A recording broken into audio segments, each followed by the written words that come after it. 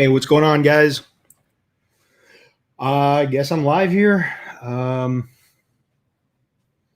Who's hanging out? And can you hear me? Is my sound good? Is my mic working properly?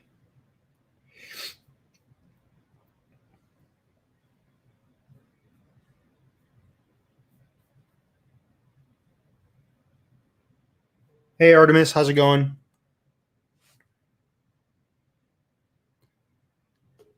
How's everything sound? Or am I good? Okay, cool. Hey, what's going on? Hi, 187. Hold on, just making sure I'm good here. Stream manager.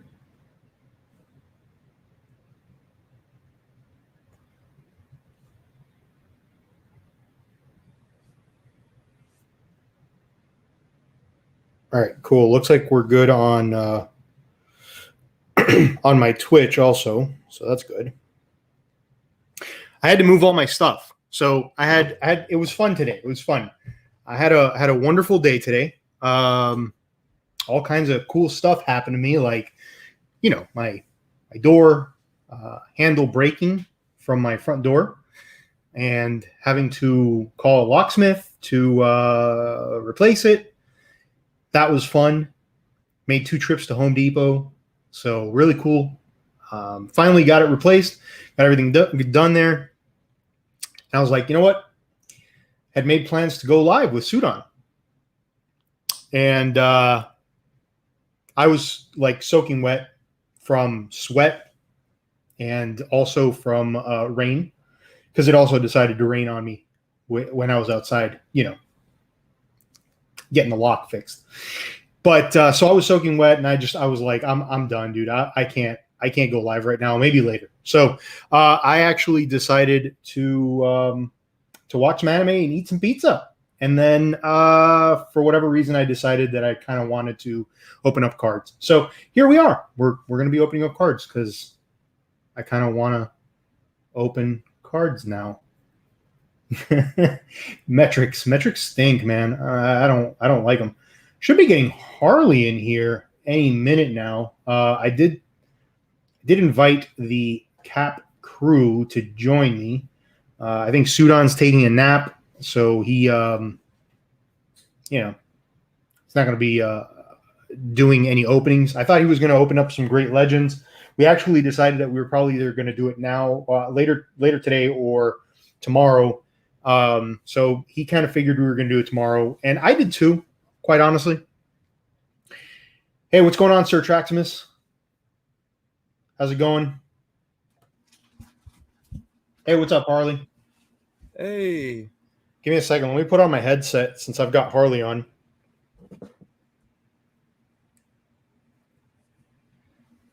Because I was actually having an echo earlier, trying to figure everything out. Oh. I noticed when you go to a card cam on StreamYards, you hear yourself talking.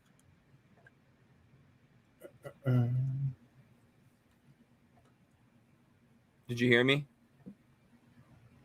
Can you hear me, Zen?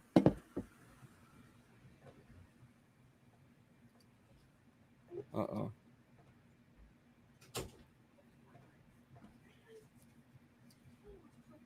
All right, hold on. Yeah, can you hear me? My headset to work. Do you hear me? Do you hear me? Why isn't my battery?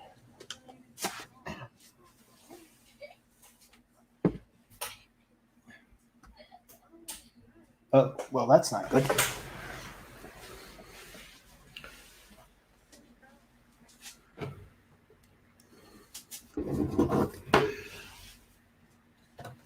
Hold on. 40%. Why isn't my battery, my laptop, working properly here?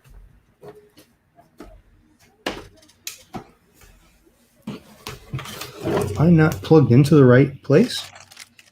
Oh, I am.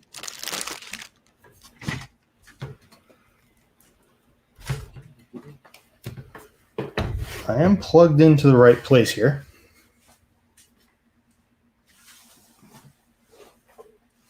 Well, that would do it.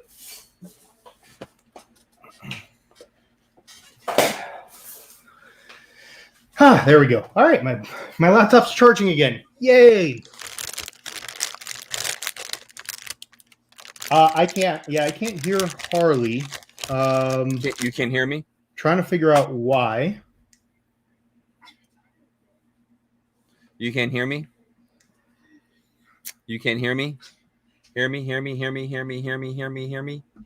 No. Let me double check my settings. Sorry, guys. Trying to get this figured out here.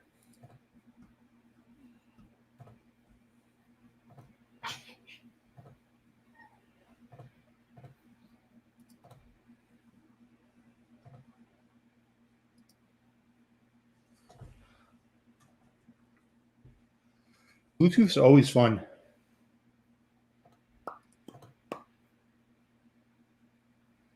All right, connected. Hey, Harley, can you say something for me? Yeah, can you hear me now? I can, but there's an echo. Whenever there's you use a card camera on StreamYards, for me at least, I hear an echo. I hear myself talk. Is that what you're hearing yourself? Yeah, but the echo's gone now. Oh, okay. So I don't know what happened. All right, hold on. Are you live? Yeah, we're live. I'm just having a dumpster fire situation right now. How come? Yeah. Oh, I'm in the wrong YouTube account. That's why. I'm in Ethan's account. I was like, I didn't get a notification. There it is. I see it now.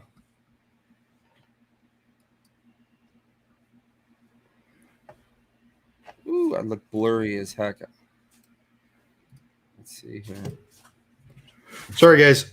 Like I was trying to say earlier, I had to move all of my stuff to the living room because my next door neighbors decided they were going to have a party.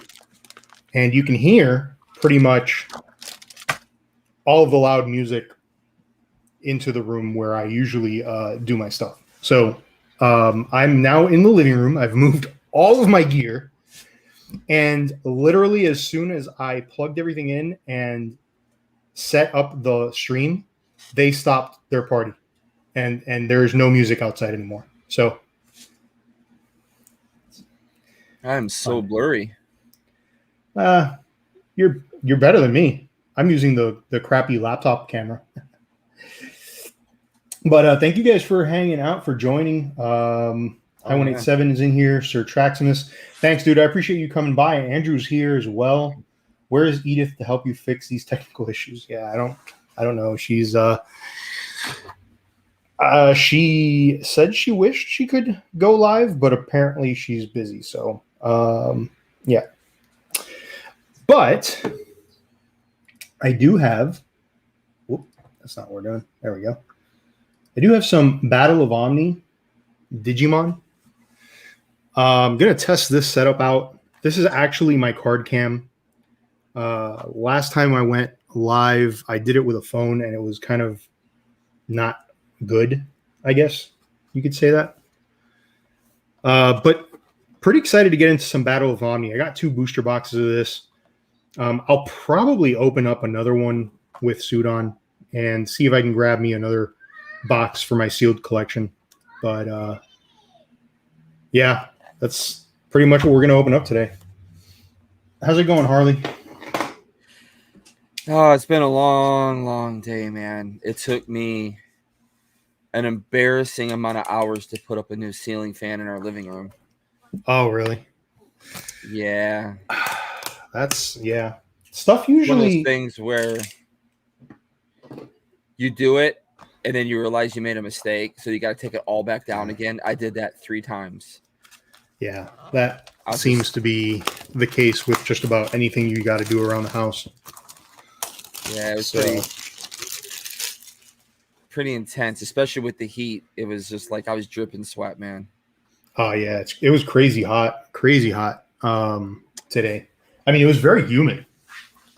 Where are Yeah. you? Well, we're Slow? having bad internet issues. We got a notification from Charter, which is our service provider here, our only provider. Mhm. So our internet is very bad, even though I'm on Ethernet. They say they're preparing for the hurricane that's going to hit Louisiana and to come around this way, I guess, or something. Oh, really? Yeah, I don't know what they'd be preparing for. I mean, there's nothing to do, so I don't know why it's slow. But I look so terrible right now live, man. It's just all grainy. I think you look fine on my end. It's not very Oh, you know bad. what? You know what? I'm pretty grainy. You know what it is? Freaking YouTube and the stupid quality control settings thing.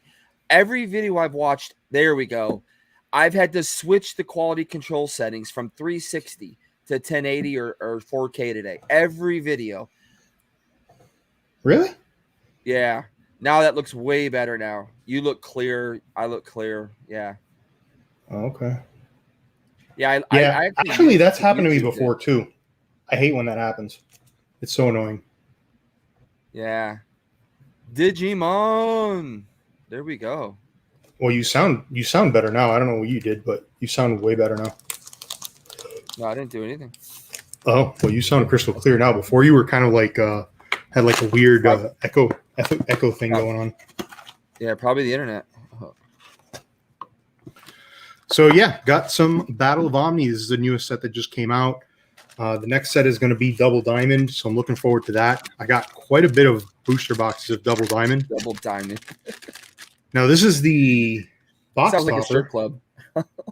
That's exactly what I thought. That's exactly what I thought. But you know, I think we have it here in Atlanta. It's called Double Diamond. probably we have a diamond something or another around here in this area. I just don't remember what it exactly is called. I don't necessarily frequent those establishments, so.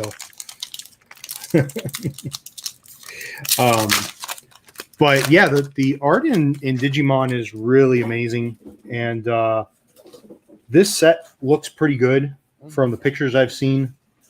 And then the next set is supposed to be pretty awesome as well. So, but I ended up just buying. So here's a story on this particular set. I was trying to get a couple booster boxes of it, and I went on to Game Nerds, and I was like, okay, cool. Let me buy. You know, I thought they had them, and it turns out that they were sold out. But I thought Double Diamond was the next set that was coming out, so I ended up pre-ordering 3 boxes of Double Diamond. Well, it turns out this is the set that came out, and I didn't have any pre-orders for it. And to top it off, I didn't realize that I had pre-ordered 3 boxes of Double Diamond, and like a month later, I went and pre-ordered 3 more boxes of Double Diamond. So I had completely forgotten. So now I've got 6 boxes. Like huge now. Yeah, I've got 6 boxes of Double Diamond coming. Which the funny thing is, Sir Traximus was like, "Dude, that's an awesome mistake." Like, because it's supposed to be such a good set, Double Diamond is, that it was like a good mistake that I made. So I got the box topper and the tamer here in a rare. That's pretty cool. And Renamon, really awesome there. That's a cool looking card. Nice. Yeah, I think it's good when you hold it a little closer like that. You can see it a little better. Detail. Yeah, I'm trying to figure out what the right distance is here. Right there. I mean, because usually, as you guys know, I record with my camera up top. Usually, when I'm at my regular setup. So, because I had to move over here, I ended up putting the camera on a little tripod in front of me, and so it's a different setup, and I'm not used to it. I normally don't have anything in front of me when I'm recording. It's easier for me to like see the cards. So, but yeah, I don't know how to get all this stuff off my screen. I would like my display to be clean. And I don't know how to do that because Is that a camera or phone? yeah, it's a camera. Usually it has a thing where it says info or display. You just hit it like 2 or 3 times and it'll do that. I mean, that's Canon and Panasonic. That's how they work. Yeah, there we go. Okay, I got most of the stuff off.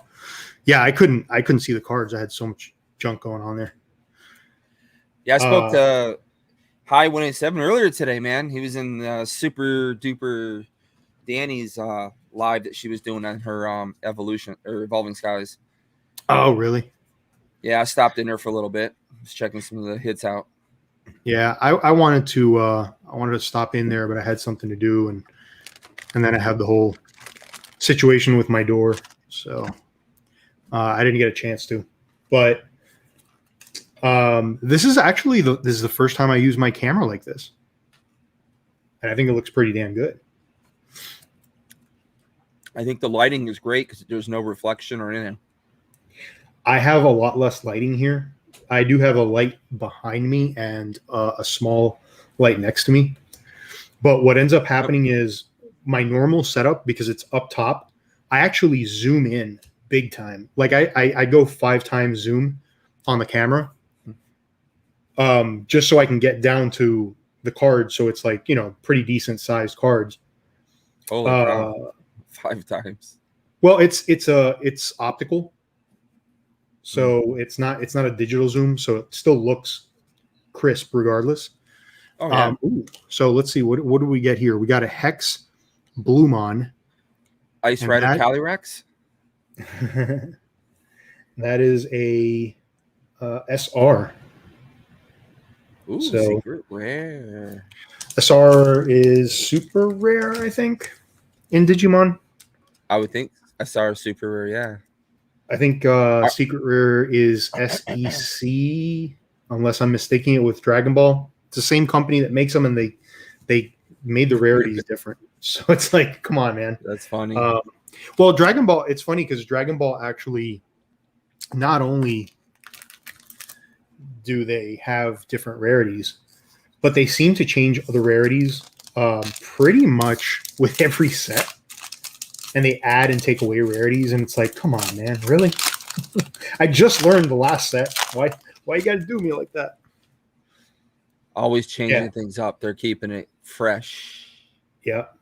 Sir Traximus knows quite a lot about Digimon. So yeah, he's mentioning super rare is SR, and then secret rare is SEC. So I was right. Yeah, Sir Traximus has a awesome Twitch channel. And, you're on the Twitch side too right now? Yeah, I'm on both. Okay. I'm on both. Yeah, Sir Traximus is on Twitch, and he's I was in his live earlier today. Pretty awesome stuff. I see it now. Yeah. Okay. Yeah, I see his comments now. I'm like, who are you talking to? And there's Sudan. Is he? Artemis. Yeah, there Sudan's in there. 187's like him and Artemis. Ooh, that's a nice card. Him and Artemis are everywhere. Cool. Yeah, I know. I would say that is 100% true. I see Artemis everywhere now.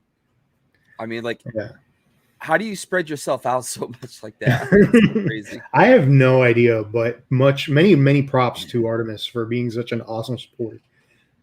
I missed her this morning. I woke up. I know. I woke up and I saw that you guys said she was live, and I go to go in, and she literally just signed off. So I was like, "Oh crap!" So then I got the. Yeah, I think we both tried to go in at the same time because I mean she had literally just signed off as well for me. I was like, "Oh crap, Mister." Yeah, what's going on, Sir Traximus? Yes, I don't know anything about Digimon. I'm still on the border of it, liking it honestly, but. Well, the art is phenomenal. I'm surprised you don't love it with the awesome art style it's got. Sometimes I love anime, but it a little sometimes a little almost too cartoon. Well, I don't want to say cartoonish because that's pretty much what Pokemon is, but yeah, exactly. It's growing on me a little bit. Well, Digimon's a little bit more adult. than Pokemon is. in Oh my yeah, opinion. but that one card you just showed us. Yeah. I could see Ethan pulling that card, going, "Dad, what is this?" There's a little bit more fan service in Digimon, it looks like, and I think there's a really cool like difference between like they have really cute cards and then they have like really badass cards. Like this right here is Yeah. pretty awesome looking. So it's just funny kind of going through the pack and then just being like, oh, okay, so this is a little goofy looking. He looks mean, but he's a little goofy looking too. And Ballistics is what those are. Sir Traxman says. yeah. So, I think it's pretty fun. I made sure to get Agumon in our thumbnail for the podcast site. So, I don't know if that's probably the best representative, but seems like it worked.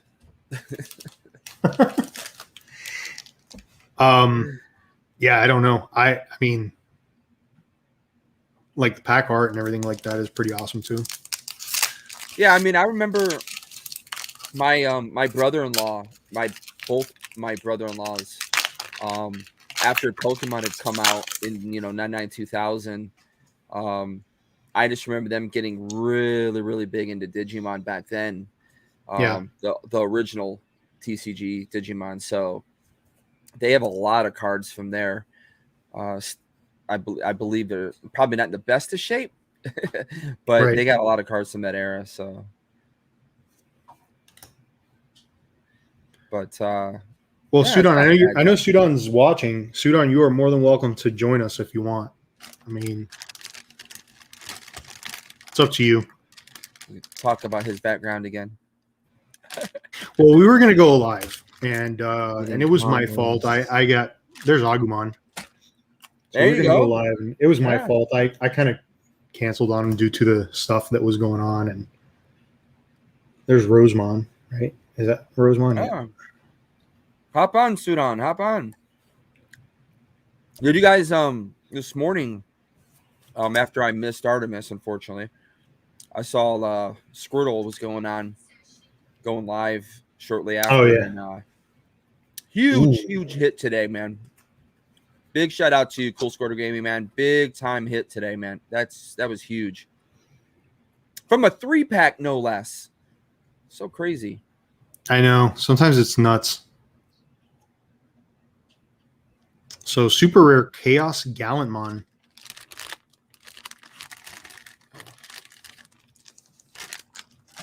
I mean, that's pretty awesome right there. That art is sick.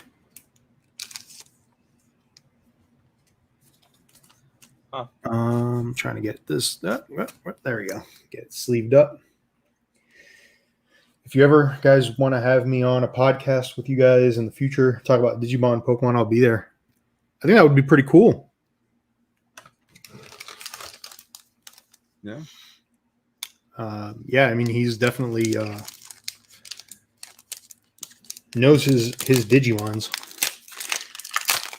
Pokemon too. So Traximus used to be all over the Pokemon and then made the switch.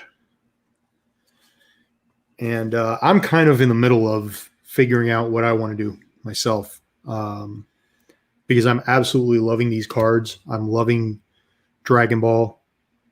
I'm very disappointed with Pokemon at the moment.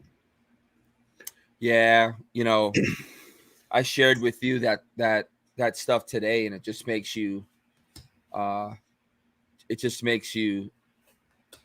just say, what the heck, man, Yep. So they talked about it in Super Danny. They talked about Super Danny's live, actually. She was kind of railing on, not railing per se, but she brought it up about, what's going on with some of the big stores, scalping stuff. So it's really disappointing to see a lot of the traditional stores again doing the same stuff. So yeah, are you making that video that we talked about earlier today? Man, I really want to, but I think I don't think it would probably be a good thing. I'm not into wanting to start stuff up. I mean, yeah, it is what it is. people still, no matter what, are buying from these places, and it's like it doesn't matter how much we preach about FOMO, or if you don't buy, they'll reduce prices. People don't care because there's some people who don't have to care, right? And stuff. So it'll always be a battle. So it's like, why stoke the flames? I'll let other creators do that. So besides, my channel only sees about 40 views of video now, anyways. Well, mine's not doing quite as good as it was before. So I'm right there with you, man. Isn't it crazy? How did we go from having hundreds of views on our videos to like suddenly just? Yeah, it's so weird. I mean, mine wasn't subtly. Mine's been kind of going on, and we kind of know mine was due to the whole K thing. Yeah. We're trying not to say that word here anymore, but it's banned. Yeah. Well, I was having, we've talked about it a lot, and I was having a conversation today with High 187, and I was telling him about it, and it's just, it's because you feel a little discouraged and stuff like that, and it's just one of those things where you just want to see your channel do better. I wasn't having a problem with my channel's growth when it was, kind of chugging along and growing a little bit and doing all right. There's a secret rare right there, Harley. Oh, yeah. Didn't that one get pulled already? Didn't somebody pull this one? Didn't Sudan or Omnibody X? I think somebody this was actually that's the pocket Omnimon. That's the one that our boy Grumpy pulled and put in his pocket. Grumpy pulled it. Yeah, that's the Grumpy Pocket one. Actually, no, his friend gave it to him. I think his friend gave it to him and he put it in his pocket. And then he pulled it though. I think he did pull it. So he has two of them. I'm still questioning that though. What, the pocket thing or? That he put in it? Yeah, the pocket thing. Come on, he knows. Grumpy knows better. I think. Well, I don't know. Yeah, I don't know, but yeah. So nice. Got a secret rare there. It's part of a 2-part card with one from the next set. Ooh. Yeah. That's pretty interesting. Well, Squirtle, I want to speak my mind on lots of things, but it's just sometimes it's just not worth it a lot of times. And I could say, yeah, my channel isn't doing great right now, so I go ahead, speak my mind. But now that I'm a member of the podcast, I don't want to reflect anything I do on the other guys. So I got to be a little bit more, responsible about things I'm saying or whatever. So that way I don't hurt anybody else. I don't want to have anybody else's channels go down. But I mean, I think it's obvious to everybody, if you're especially like if you get the emails that to some of these bigger sellers, the traditional ones that a lot of us used to buy from, and you get their emails and you go to see pre-order pricing, and you're just like, what? Yeah. And you're just blown away by that. I mean, I don't need to make a video for people to see that. I think everybody knows. So yeah. Yeah, it's pretty crappy. Celebrations is going to be as tough as all the other stuff that we've dealt with in the last year. So, hands down. Hands down. I mean, we're already seeing it. I'm hoping that my GameStop pre-order went through. I was able to grab a couple of things from GameStop through the website, and hopefully that doesn't get canceled. And I should be getting some stuff from our sponsor, Pokey Charles. So that should be, that should be pretty good. I should be getting enough product for celebrations. It's just a matter of when I'm going to be getting it. And if I can get my hands on any of it early, which I think is going to be tough. I don't know that I'm going to be able to get anything early. That's going to be really tough. I mean, it's just going to be really tough. I mean, I know the same thing. We put in our order with Adam, but right now I'm in a situation where I don't know if I'll be able to, what I'll be able to do. So obviously I think I'll make something happen, something small. Hopefully. Well, I know you're working on trying to get some bulk ready for them, right? With the hydro pump. Yeah, for the hydro pump. Yeah. Well, we already came to an agreement, so I'm getting Evolving Skies at least with the bulk. So I think they sent it to me already. I'm not sure. So I should have Evolving Skies any day now, and I got to send them my bulk. So they trust me with my bulk, and I'm very particular about how I do the bulk, and they know they're going to get it. So yeah. But, yeah, I've got a bunch of bulk behind me right now. Actually, that I've been counting and putting in booster boxes to put in a box for them and get them a bunch of bulk, because if I can get that bulk to them, it's going to help getting some of that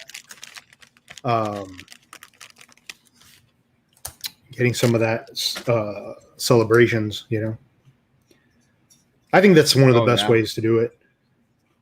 And Celebrations is such an expensive set already. I mean, even if it was, MSRP, you're talking about a pretty expensive set because there's no booster boxes. Whoop. Here we go. Camera problems.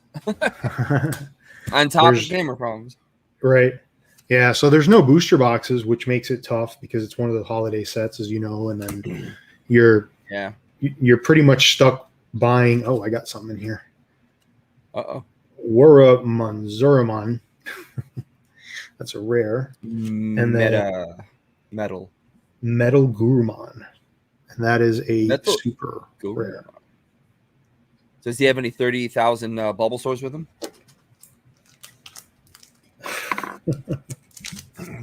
Gurumon? I don't think so. Yeah. I don't think that's going to be a 30,000 Bulbasaur. What I think is really hilarious is that with a lot of people being transparent out there today, a lot of these places really believe a lot of us are still very ignorant to what's going on in the distributor world and stuff. And it's like, a lot of people have connections now to those who are ordering from distributors. I've seen price list sheets, and it's like when they try to give you that excuse, well, our distributor upped it. No, it's not true at all. Distributor did not do that to you. And it definitely didn't do it to an older, been around for a long time seller, like the big ones. They didn't get it. So for a fact that the distributors didn't go up on them. Yeah. So they buy so much product that it wouldn't make sense for the distributor to do that for them. Exactly. It's a load of crap. They just want to take advantage of the market. That's what they're doing. And we were getting back to a little bit of normalcy, I think, with the last couple sets. But it's going downhill pretty quick. So Anthony says, Celebrations pre-releases are insane, like double retail. Yeah, the set will be hard, but all my pre-orders went through. Oh, okay, cool. Andrew got some pre-orders in. That's awesome. Yeah. Managed to pre-order some Celebrations from GameStop. They did let me know they had a glitch in store. Okay. Shows up as a PS3 chess game. I really hope you don't get a chess game when you go pick it up. Yeah. That's so weird. Sorry. Here's your chess game. No. We just sold out. I'm sorry. Can't help you. My friend had the same problem. Just happy with 2 Pikachu boxes and a big box. That's cool. I'd like to find some Evolving Skies for bulk, but don't know where to look. Talk to the folks over at the hydropumpPokeshop.com. I'll put it in there. Yeah. Go check them out. They are taking bulk. They give you a the normal price for bulk. They also accept energies, which a lot of places don't accept energies. And you can use your energies to pay for the shipping costs. So most people have a ton of energies or they throw them away or whatever the case is. But if you've got energies, just like throw in 1,000 energies and it'll cover your shipping costs. So that's a little trick you can use with them. And they generally will give you credit on their website. And I don't know if they're still doing this. I think they are. If you trade in bulk and you've got credit, I believe you get first dibs when they put stuff up on the website, like for the pre-orders. I think you get priority. I don't take, say what I'm They what I'm saying with a do grain of salt. they do because I just spoke to Adam. But here's with Evolving Skies, you're Ooh. too late right now. You can get Evolving Skies, but it'll be on the their second wave or whenever they get their next wave of boosters in. Right. But yes, message them though. Message them. You never know, man. They do amazing things for people in the community, so they're really good, especially now that Yeah. they've been growing since they got the shop and everything. I looked at a few places. I had people messaging me once I showed the picture of my bulk. Yeah. A lot of these places, yeah, they don't want to. They want your bulk, but they're just not willing to go all the way there with it. So, definitely more than happy to send it to the Atom. So, Yeah, I mean, we would normally plug our guy PokeCharles.com, but he doesn't take bulk. So, yeah. but yeah, I don't know if he's got any Evolving Skies left. Harley, I don't know if you know. But you definitely, I think he might have some. yeah, but you wouldn't be able to trade in bulk for it. So, Yeah.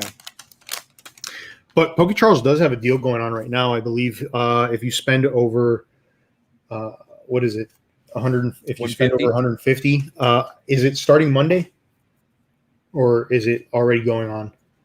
Do you know, Harley?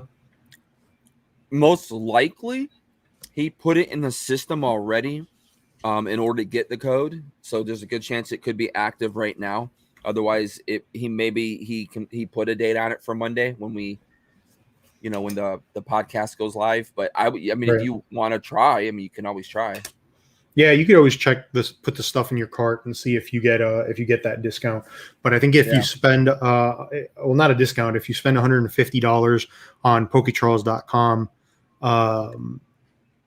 I know for sure starting Monday, don't know now, but for sure starting Monday, you will get a free 3-pack blister of Chilling Reign. So that's pretty cool, $13 value, basically. Yeah, $13. Some extra product. So, I mean, he's been pretty good with giving out some stuff. I mean, gave out a booster box and an ETB of Evolving Skies last week, and we've had codes running pretty much for the past couple of weeks, for about the month actually. So it's been good so far. It's been good. But yeah, great podcast coming this Monday, guys. Great. Oh yeah. Great podcast coming Monday. Yeah, we've got some really cool guests. We are actually doing another grading podcast. So I know that a lot of people are into the grading stuff, and we would have liked to have spaced out the grading stuff a little bit more, because I know that we just we did the AGS podcast recently, and I interviewed Alex from DSG at the Florida TCG convention. But because of that interview, we had discussed, them coming on the podcast and doing a full podcast with us. So that was able to happen, and we recorded the podcast already. It was a really, really good one. A lot of knowledge given, a lot of insider information, stuff that we as collectors always wonder, hey, how do grading companies do this? We asked them what kind of training their people get, all that stuff. So we went, we asked them some pretty hard questions. They answered them, and they gave us a whole bunch of information, which I think was really good. They seemed very transparent. Another thing that we really liked. So it's going to be a fun podcast. It's going to be a long one. We did go a little long, but that is also because we had another special guest on the same podcast. I'm not sure if you guys know who Chris Campman is, but Chris is an artist. He does Pokemon drawings and stuff like that on Instagram, and he sells his art on a website. His Instagram is blown up. He's got like 10,000 followers now. He started real, like real big. Yeah, he started at like 0, maybe like 2 years ago, around the same time that I did. And he's just blown up, and his art is amazing. But we had him on because he is now an official artist for MetaZoo, and as you guys know, we opened up some MetaZoo the other day. So it was just like one of those things where everything lined up kind of perfectly. We had the Florida TCG thing with DSG, which Chris Campman also did some work for DSG. So it was just like the perfect combination of stuff. And so we were able to get him on the podcast. So it's gonna be a long one, but it's gonna be fun. It's gonna be a good one. That is for sure. Yeah. So looking forward to that for sure. A little bit of an exclusiveness to the next MetaZoo set too. Little info there. So that'll be pretty cool. Uh-oh.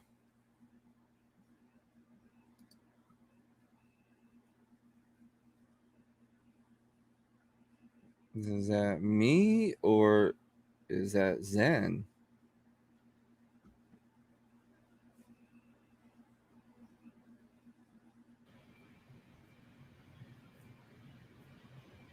Okay. I was saying, is that me or you? I don't know anymore. No, I think it's actually me. It's saying that my connection is unstable. I don't know why. I'm going to move my aluminum cup away from my laptop, I guess, just to be sure. All right. I don't know if that was the problem, but as soon as I moved the cup, it decided to start working again. So I mean, I'm the original dumpster fire, so I can never tell if it's me or somebody else at this point. Hey, what's up, Ren? How's it going, man? Ren's in the house. What's going on, Ren? Oh, those are both rares. Nice. But yeah, there's some exclusive content going to be coming on Monday for the MetaZoo side, for those people who are into the MetaZoo now. I think MetaZoo has a great chance at really picking up and hanging around and probably becoming a solid TCG over time. So yeah, very different from everything else, Well, the second set is looking pretty cool so far from what we've seen. So I'm looking forward to that. Hey, what's going on, Toxicroak? How's it going? Toxicroak. Sudan made it back. Very cool. Yes. Ren just got back to his hotel room. Why are you hotel room? I thought that was last week. Or wait, no, that was this week. It's all week long, I guess, right? He was doing his thing. Well, he wasn't in a hotel room. He was in the barracks. Well, he said just got to his hotel room, getting ready for bed. Is he out of town now? Huh.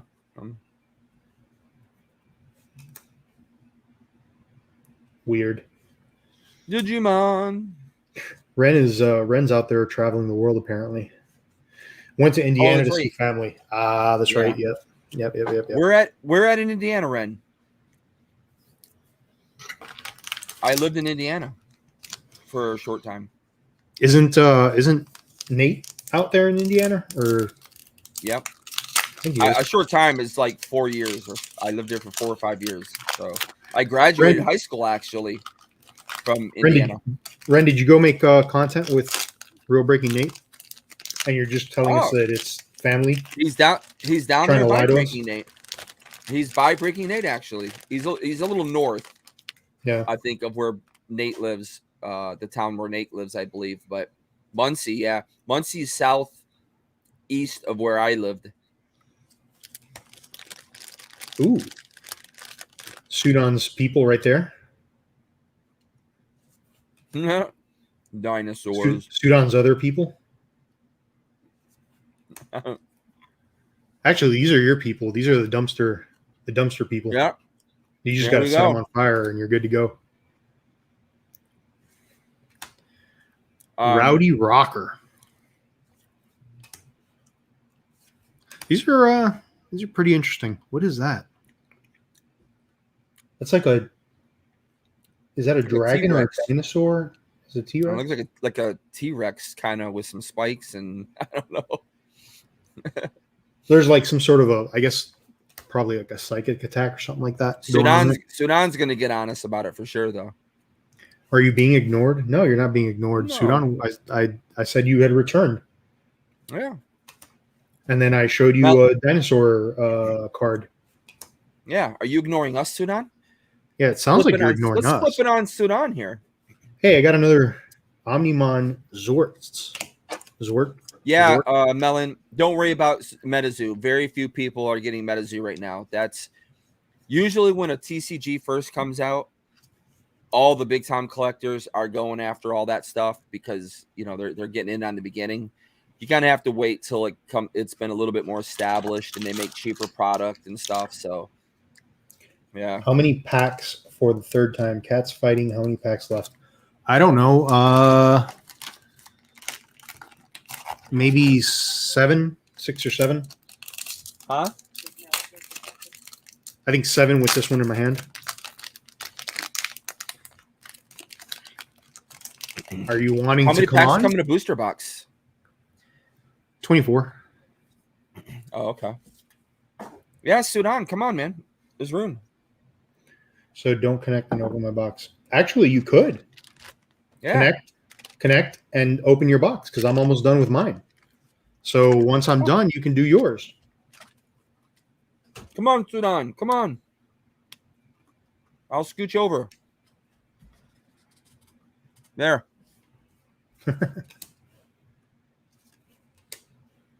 Piximon.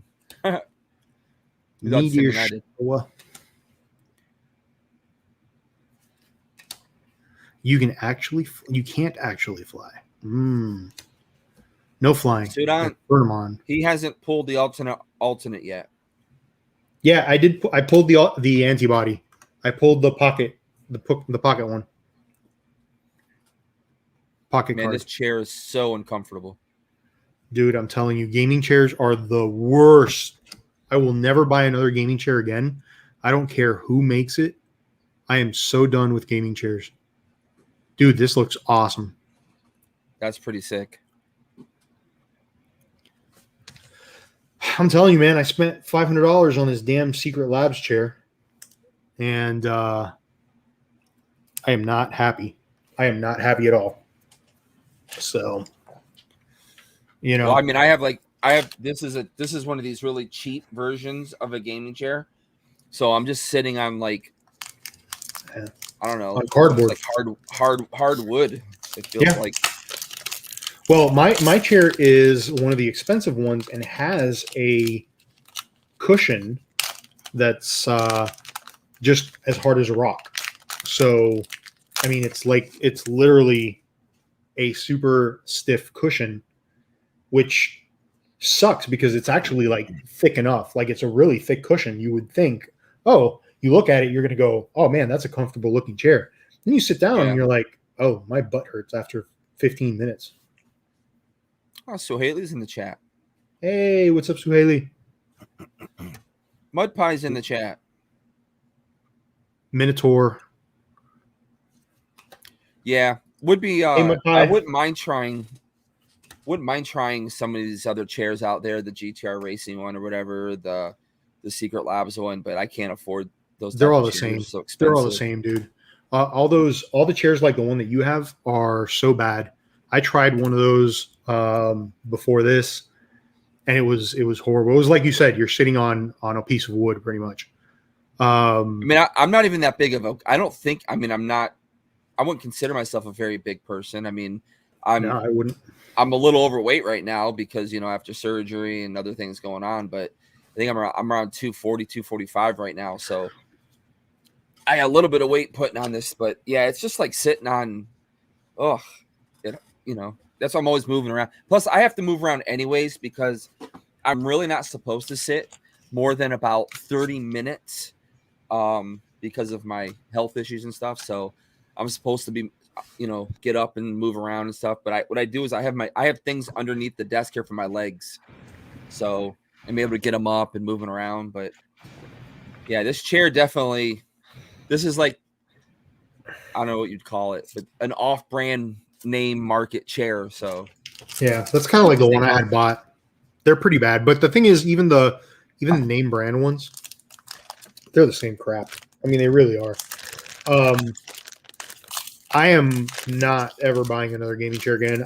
If my next chair is going to be an office chair, just like I had before.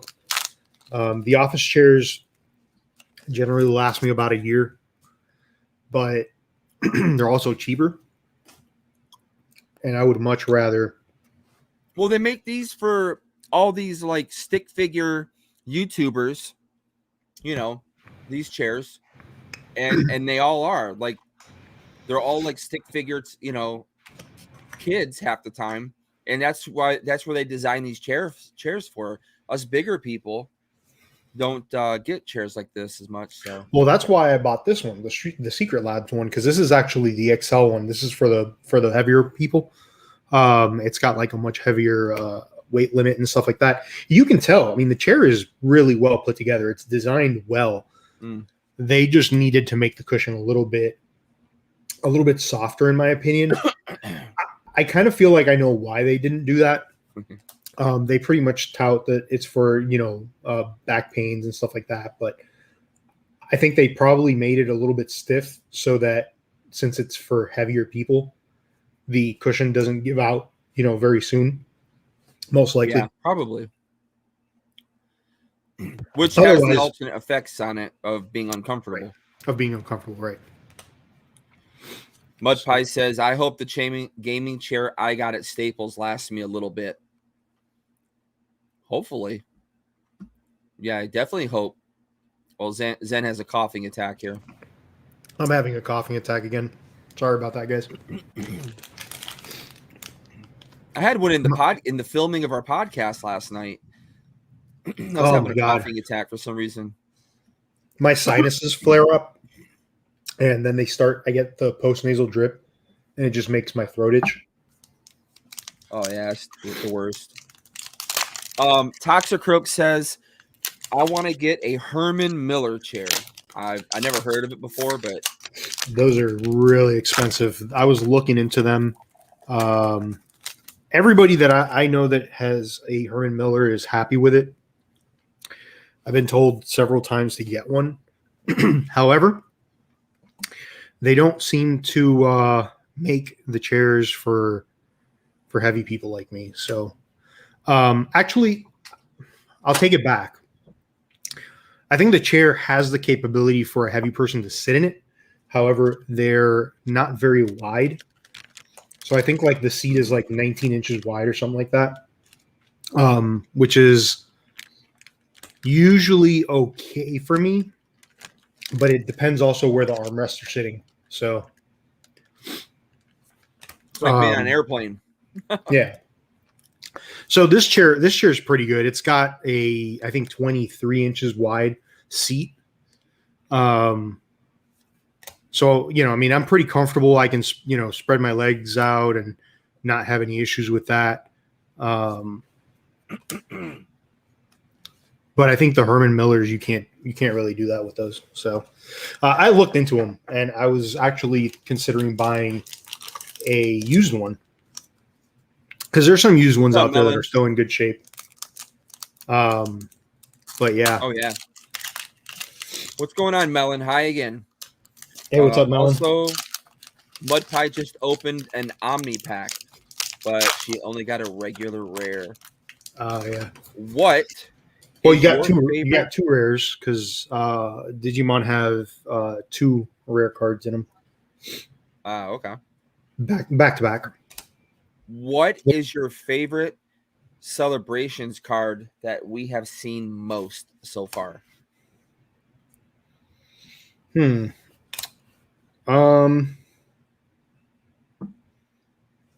don't even know. I don't know. It's probably going to end up being one of those Pikachus. The one with the bunch of different Pikachus on it. Yeah, that's probably my favorite too, with the history of Pikachu's on it. Well, that's going to be the V Union, Right. basically. Yeah. But if it's not, other than that, I would say the Charizard card I think is going to be my favorite, of course.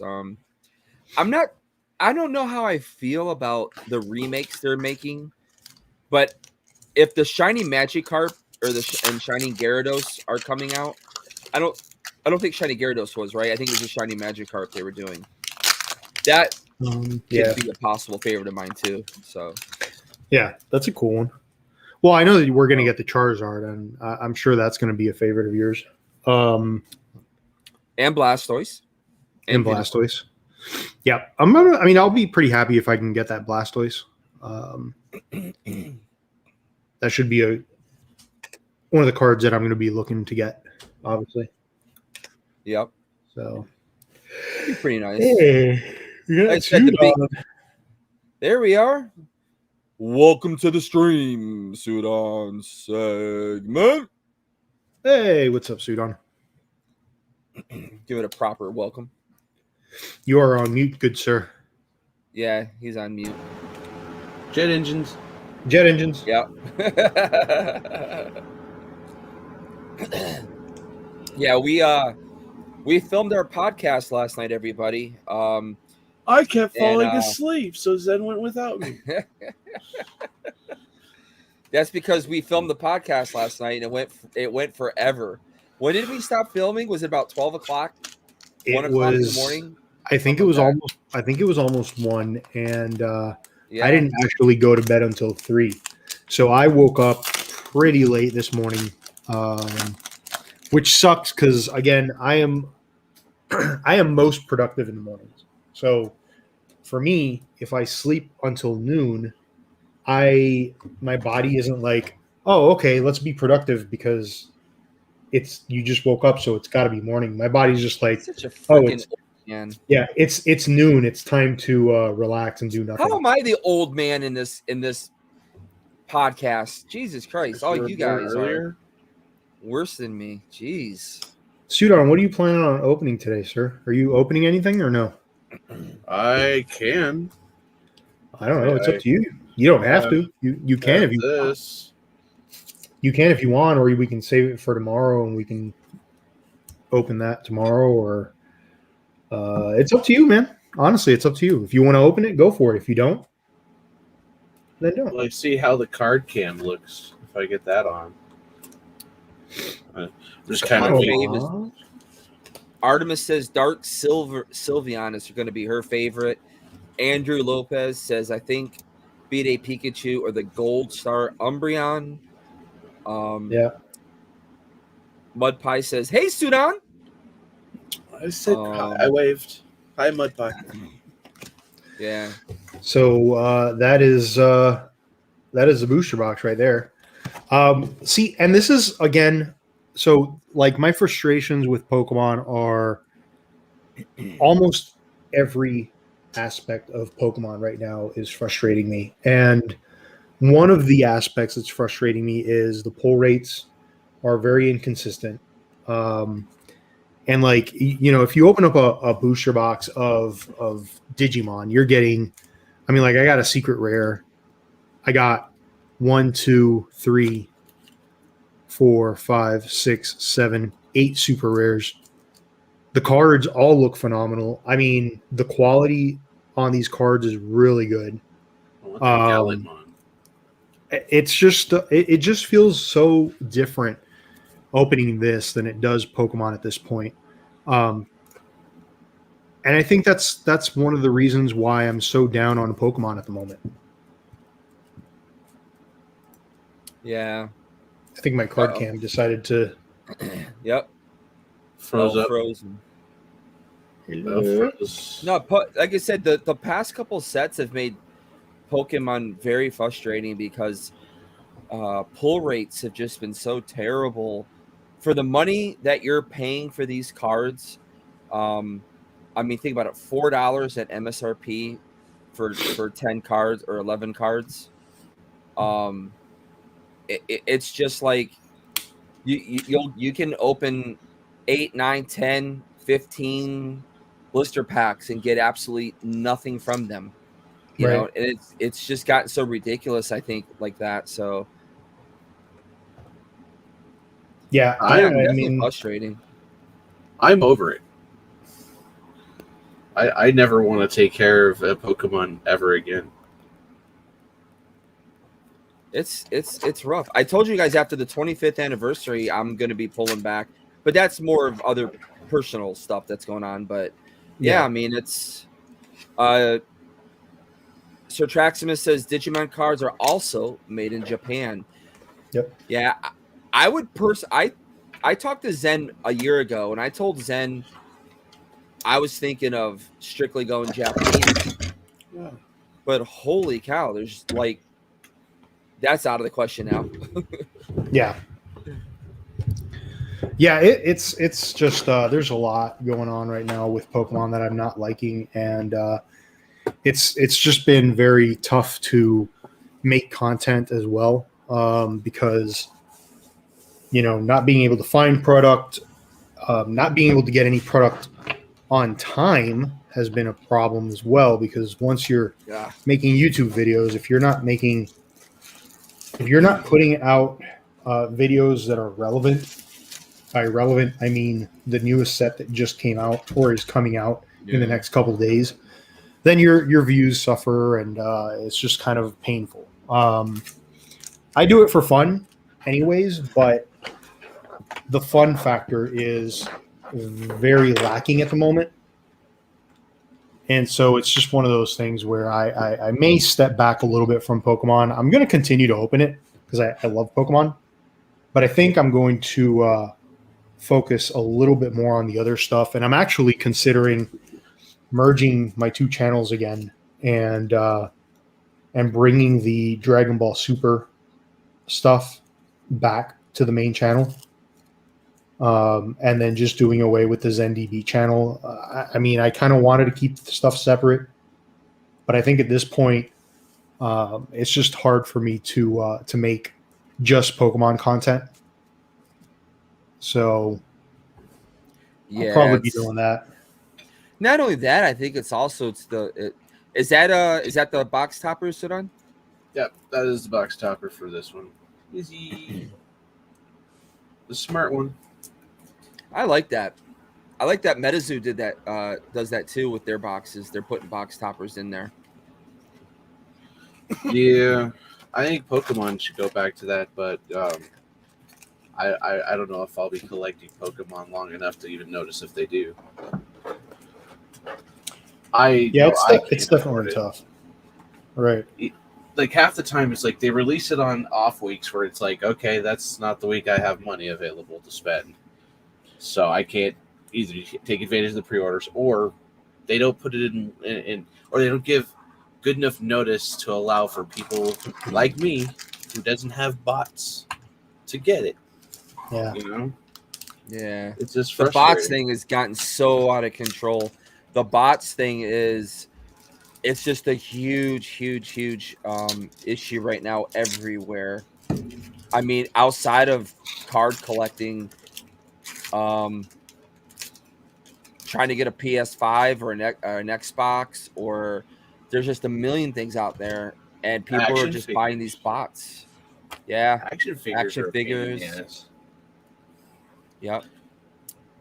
Sir Traximus says he's sending you some good pull luck, Sudan. I've only opened up 2 packs of this, and I think it's the 2 packs that Grumpy ended up sending me when he sent me that very unprotected box of the starter decks.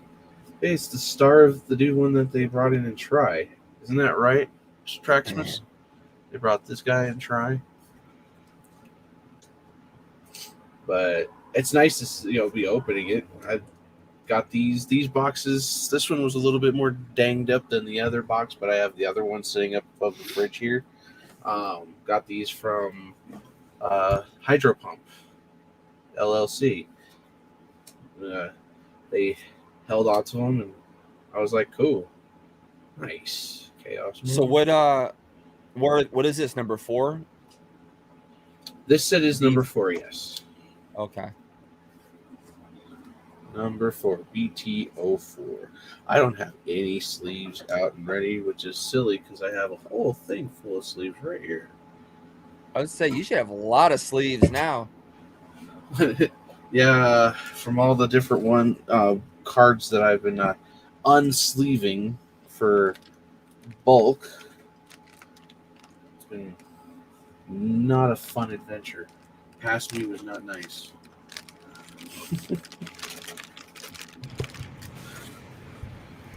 Whoa.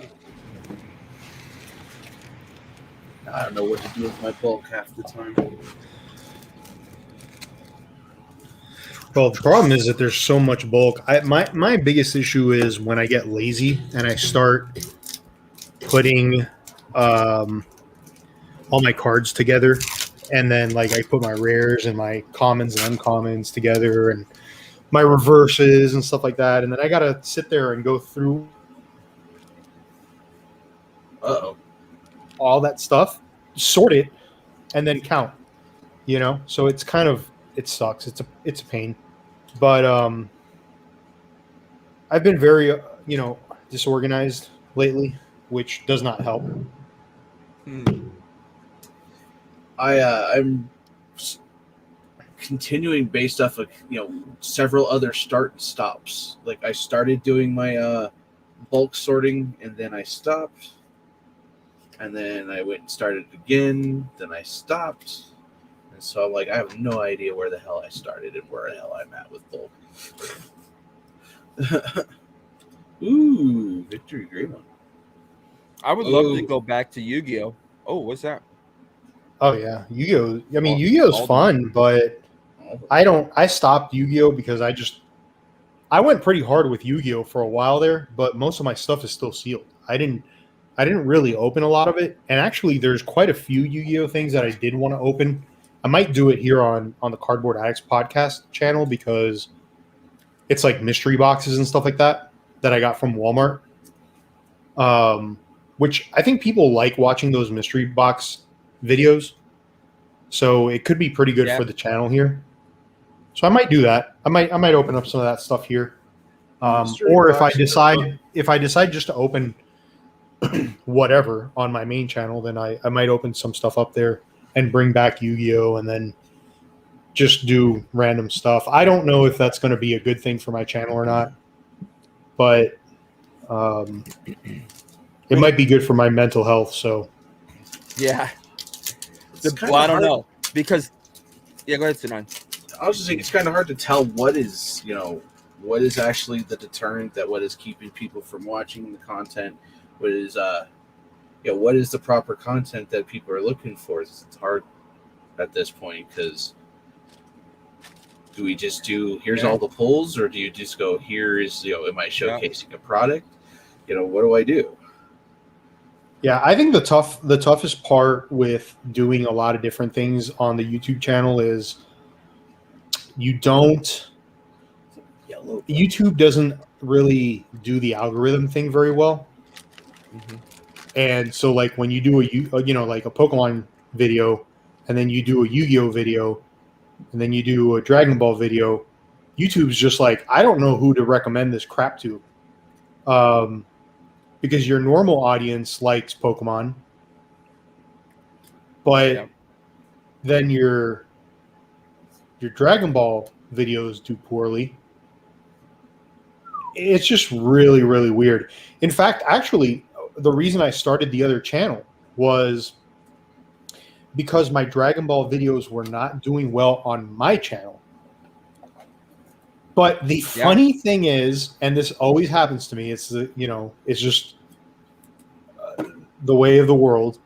As soon as I moved and got the other channel going and started making videos over on the other channel, the videos that I had of Dragon Ball on my main channel started doing really, really well. In fact, they were doing better than my Pokemon channels or my Pokemon videos. So, it's just one of those things. Like, what is YouTube doing?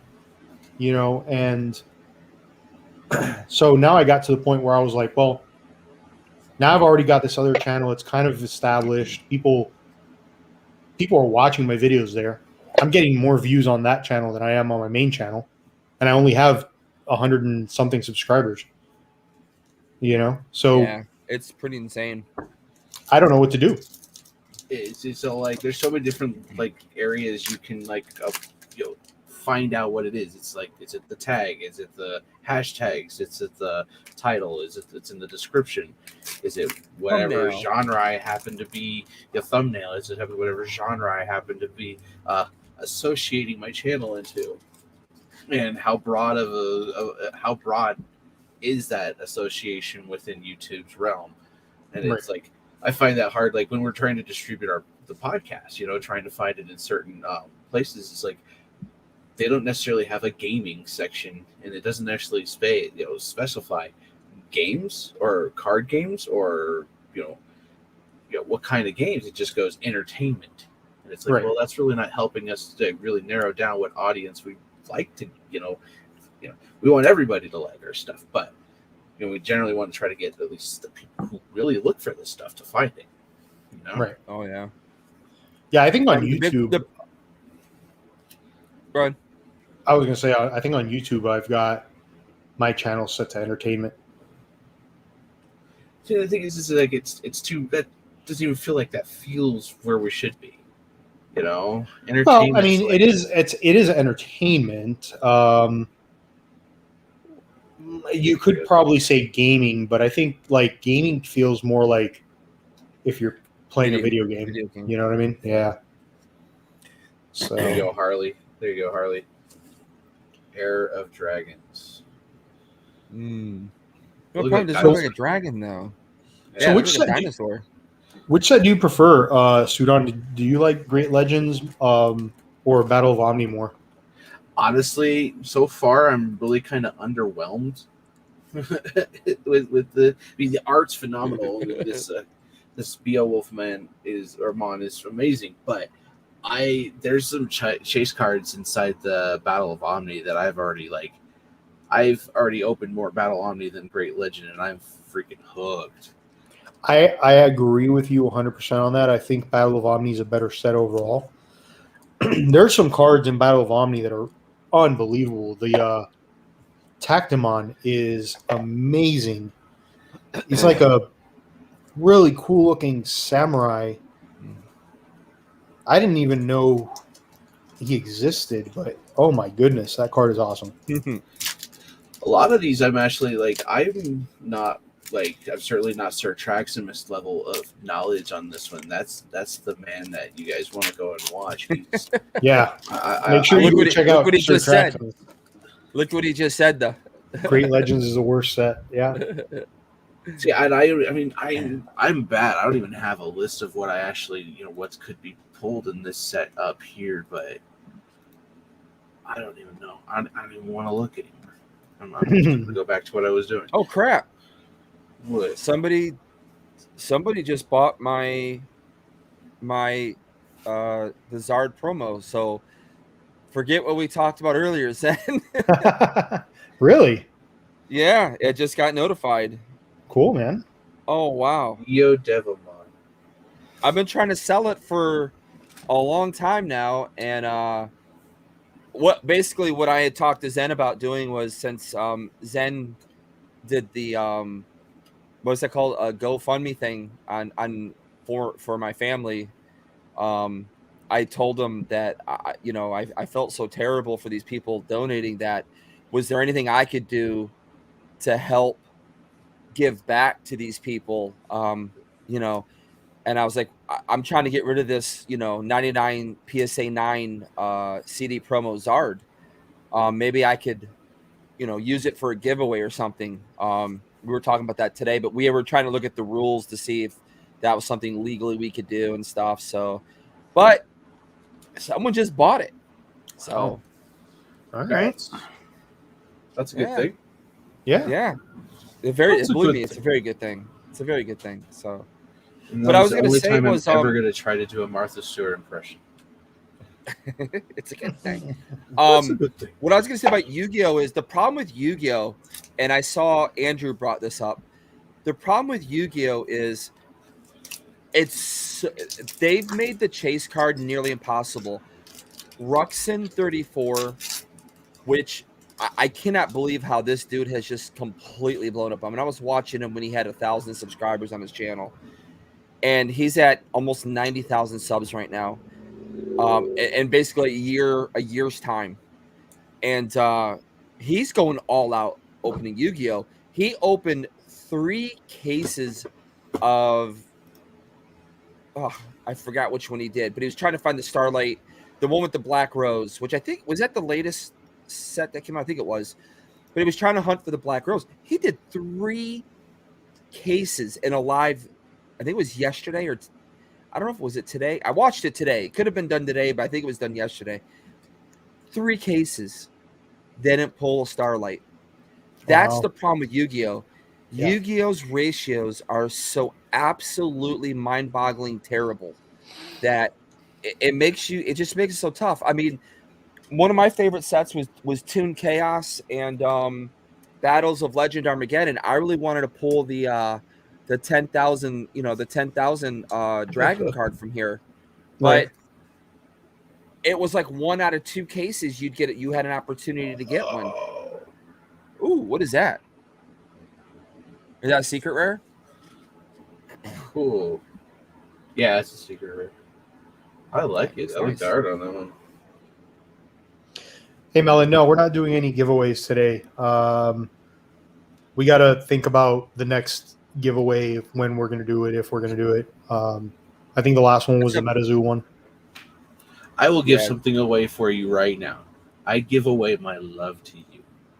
There you go. Boom. You go. And it's free. No purchase necessary. Yeah. Remember the giveaways have been done by the sponsors so far. Yeah. So MetaZoo was kind of on our own though. We were given, the right to do what we kind of wanted to do with the stuff. So that was kind of on us. We did get quite a bit. It was on us, but we got quite a bit of product. And we had just a couple of extra things that we decided to give away from that because we had enough to do it. So yeah. If I had it my way, I apologize, but I would do no giveaways. I'm just a Grinch like that. I'm sorry. I don't even give away giveaways my own code cards. Giveaways are tricky because go ahead, Zen. No, go ahead. Well, that's because you and I always think the same about that. Giveaways are really tricky and tough because, I stopped announcing giveaways. If I'm going to do a giveaway, it's going to be to the people who support me. And so if I announce it, those people aren't going to have an opportunity to win the giveaway. I'm going to get everybody in the world that doesn't ever visit my channel. They might subscribe only for the giveaway and then they unsubscribe. Yeah. Yeah, hon. It's my boy. Yeah, that seems to be one of the main things with the giveaways is you got people that really don't follow or care about your content. They just come in and they come in for that one giveaway, and then they once it's over, they either unsubscribe because they get mad because they didn't win, or they unsubscribe because they don't care. So that's one of the things with the giveaways. So the way we do it, where we don't announce the giveaway, I think is the best thing. Like a lot of people put the giveaway stuff on the thumbnail or the title. We tend to stay away from that, and we want you guys. If we're going to do something like that, we want you guys that are always watching our stuff, the people that are supporting us, to have the best chance to win. It's because we learned our lesson. We all learned our lesson in the beginning. Yeah, that's a beautiful card. What is it? It is Lilimon. Lilimon. Yeah, nice. I like it.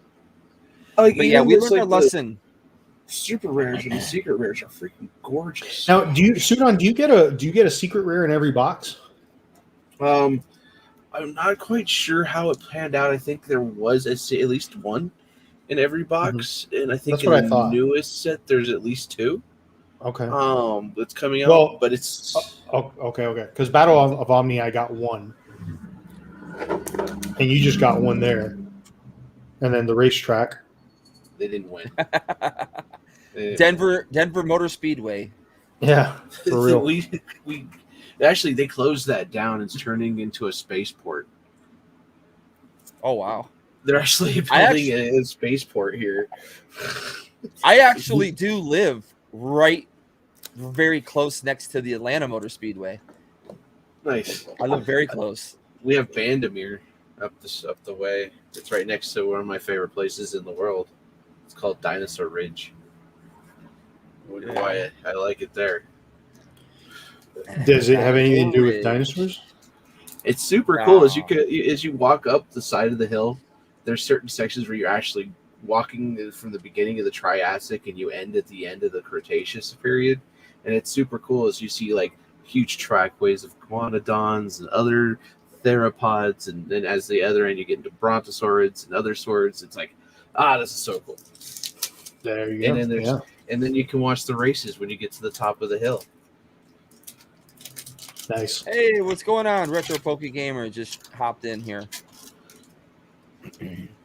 Let's see. If you don't get a secret rare, you can get 2 alternate arts, but it's very rare. Because I think I did that in my first Japanese box of the BT01. I got 2 alternate arts. I think I got like the Virus Metal Greymon, or it was a Skull Greymon, and then I got the it was a Gabumon, our alternate art. Oh look. Speaking of the devil. But I don't know what to look. Yeah, I've never opened Digimon myself, Melon. I've never opened any Digimon. I'm kind of mad last year. I did want to open Dragon Ball, and last year I was finding Dragon Ball all the time at the Targets, and I would literally text Zenturion going, "Hey man, should I buy this stuff? They have this stuff here." And he's like, "Nah, that's all right." Now that set that I was texting him on is like, I think like $1,000 or a couple $1,000 now. It's so crazy. What was that? Yeah, the name of the set. One of these days, you'll don't worry, you'll get some Digimon. I got Sumon. Well, the thing is that at the time, you could get Dragon Ball Super just about anywhere, and at the time, the $15.99 price tag on those little boxes that you were looking at Target, wasn't that great of a deal, because you could literally buy packs online for much cheaper, or you could buy a booster box and it would be like the price per pack would be a lot cheaper. So it didn't really make sense at the time to buy those. But now it does. I mean, now if you see any of those little boxes that have the 4 packs in them or whatever the case is at Target for $15.99, they are worth getting. I still prefer to buy the sleeved packs because I believe the pull rate's better. I do think that those little boxes with the 4 packs in them, I think that there's like usually 1 pack that's good, and then the others are not very good. So I don't know if they do anything with the pull rates in those little boxes. We got an alternate art here of the Rise Greymon. Very nice. I don't know if you guys can really see that. It's kind of like the Dragon Ball. It's got like the little lines are coming through here. It's all gold. Oh yeah. Yeah, they did the same thing with Battle of Omni, the one that I got, the secret rare that I got. Oh, I just love how that hits. See that? Look at that. See, that's. I mean, these are cards that I would love to grade. I mean, like a secret rare from Digimon, I think would look really cool in a slab. You got the Chaos Gallantmon that I've been like dying and seething to get a hold of. Did I? It's not even a secret rare. I don't even think it's even all. I think it's just a normal one of the rares, and I God, that art on it is just wicked. But yeah, I'm with you on that. Like, the Chaos. I pulled one today. Yeah, I know. That's the one I was pointing at. That one's got me like enthralled, hardcore. I'm super jealous. I think I have 2 of them because I think I was given one of these at the Florida TCG convention. Let me go check. I've opened at least 30 packs of Battle of Omni at this point, and I still haven't pulled that one. And I'm hoping to What get did a I couple do with it? booster boxes. And I don't know if I said thank you, but thank you, Sir Traxmas. I can't see the YouTube side. I've been ignoring it. Sorry, people on the YouTube side. I can barely see you. Well, you know what's cool is if you go to comments on StreamYard, it shows you both comments. I just figured that out I think it was this week. Holy, if you learning something new. Yeah, it shows everything. I didn't even know that either. That's wicked. Hello, our little boy. Oh, I'm like, okay, so I know we've all been talking because of our interview yesterday, which was super awesome. And I can't wait for everybody to see that interview. It was a lot of fun. Trying because I was exhausted. But I'm definitely considering sending some stuff in, especially Digimon. You know? Oh yeah. Oh yeah, for sure. Dude, the race is over. I mean, Devamon, a classic villain for the series. I would love to be able to send in at least 3 cards to them to get graded. I mean, I would love to be able to do more than that. And I would definitely do it with them. So, but if I can only do 1 card, I'll definitely just do 1 card, and I don't think that'll be cool. So, you guys, hey, Sudon, between you two, I'll send you one of these. If you don't pull it, if you don't pull it, I'll send it to you. It was a giant glare. Couldn't see anything, Zen. Oh, sorry. You got it. You're good, but thank you, Sir Traxmas. Looks like Zen's got me. I'm sure we'll be doing trades eventually, though, Mr. Traxmas.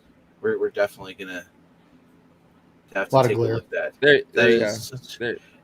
Sorry, that a lot of glare. Just looks so cool. It does. It looks really awesome. He did say that not every box has an SEC in it. Okay. That and he also said if you don't get an SEC, you have an opportunity to pull 2 alternate arts from a box. But it's rare. Okay. Now I'm holding on this card for a reason. And the reason why I'm holding on this particular card is because of its art.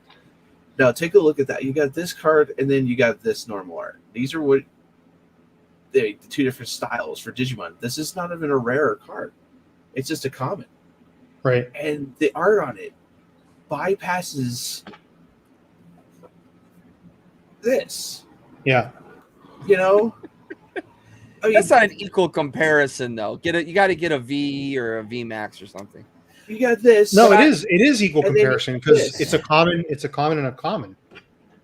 But that was looking at option cards. Look at that. Now that's more common. That looks more like comparable. I'm gonna make a lot. But the other one looks like a full art. You guys. But I honestly, I'm not a fan of a lot of the art that I've seen so far in Digimon. But I think it really is set dependent. Like in this set, I haven't seen too much. That alternate art was pretty cool. I really like that alternate art. But this I will agree with really you. For me, this set has been kind of, as I said, a little bit on the underwhelming when it comes to like the race is over. Jesus. No, but I'll take you this. This looks so much better than this. Yeah. I'm sorry. I love Snorlax, and this is one of the better Snorlaxes we've had in recent history. But yeah, it is. It's a good one. I have to wait till I get a secret rare or higher or ultra rare for this in Pokemon. It's just that this is winning me over what Pokemon's doing on the other side. I agree. I agree. What's up, Anthony? Yeah. Oh. The art just doesn't get me right now with a lot of these cards. It's not like the art, like I've been secretly getting into the Super Dragon Ball. Jen's been, watching you guys open Dragon Ball Super I think that has been winning me over more than anything. The art in those have been pretty fantastic. But the art in BT1 and the art, I think it was in, is it BT2 maybe it was? BT 1.5? They're 1.5. Yeah, it was the half one. I liked a lot of the cards in those Digimon sets. But some of these other ones I haven't been too pumped on. But like I said, it's just like with Dragon Ball, Universal Onslaught. Universal Onslaught was the one that last summer I kept passing up left and right. And I kind of wish I didn't. But I'm getting more hooked, I think, towards Dragon Ball than I would be Digimon. But I would love to get BT1, the first English set, and have it in my collection. I think that would be pretty cool to have.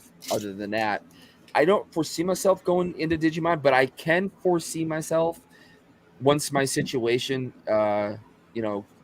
changes and gets better, getting into maybe some Dragon Ball. But I would love to go back to Yu-Gi-Oh, honestly, but I don't know. We'll see. I do have this that Henry sent me, actually. See, Digimon's got me enthralled because, well, I've dug Digimon since its first showing back in the 90s. I wasn't a huge fan, but I mean, I liked it enough that I wrote my own fan fiction continuing the adventure at the time. You know, created my own Digimon. I was telling that to Traximus earlier. But, and I agree, like, I think they kind of, the commissioned art for the sets are getting better and better and better. They're comfortable with what they're putting out now, and they're also putting the same as those Dragon Ball cards. They just keep getting better and better. See, this is pretty awesome. This is Henry sent me this a while ago, like probably I want to say almost a year ago. He sent me this. That's what I want to say. Yeah. But this has packs in it too. This has 6 booster packs, an official tournament pack. It comes with a 1 limited leader card from BT5-53 or whatever. Now the packs come from where did the packs come from? What set is this? I think those are Miraculous Revival, maybe. Yeah, that's what it looks like. It said, yeah, Miraculous Revival. That's the name of them. Yep. I've opened that box. It's a good box. It's got a decent amount of stuff, and that box was actually pretty cheap to get. I remember I bought a bunch of those like gift boxes because the amount of packs that came in it versus the price was really good. In fact, I think I got them on Amazon. They were super cheap. They were trying to get. It's funny how the prices skyrocketed because the prices of Dragon Ball were so cheap that I feel like they were trying to get rid of the stuff, and then overnight it just blew up, and it was like, what Thanks to just Pokemon. happened? Yeah, it all happened when the whole scalper situation hit Pokemon. That's when everybody slowly started drifting away and going, okay, well, I can't get Pokemon, but look, there's this Dragon Ball stuff and this Digimon stuff here. I'll grab that. Although nobody grabbed the magic, though. Yeah, what happened? Nobody grabbed the magic at all. But I will tell you what, I am very much looking forward to the Lord of the Rings magic set. Whoa. Oh yeah, them thighs is thick. Wow. That's a thick lower body right there.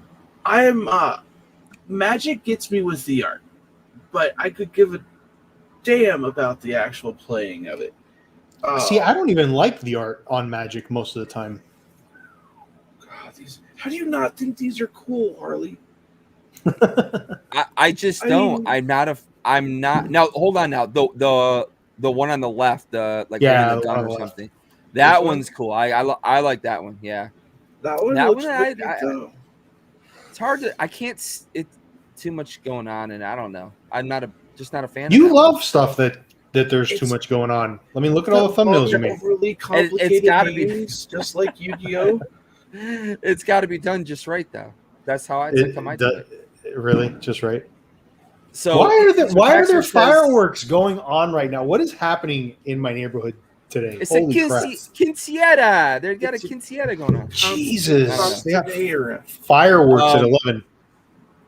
Yeah, so Retro Pokegamer says he's opened Pokemon, Digimon, Vintage, Dragon Ball, DBZ. He's never opened Super at all back in the 90s.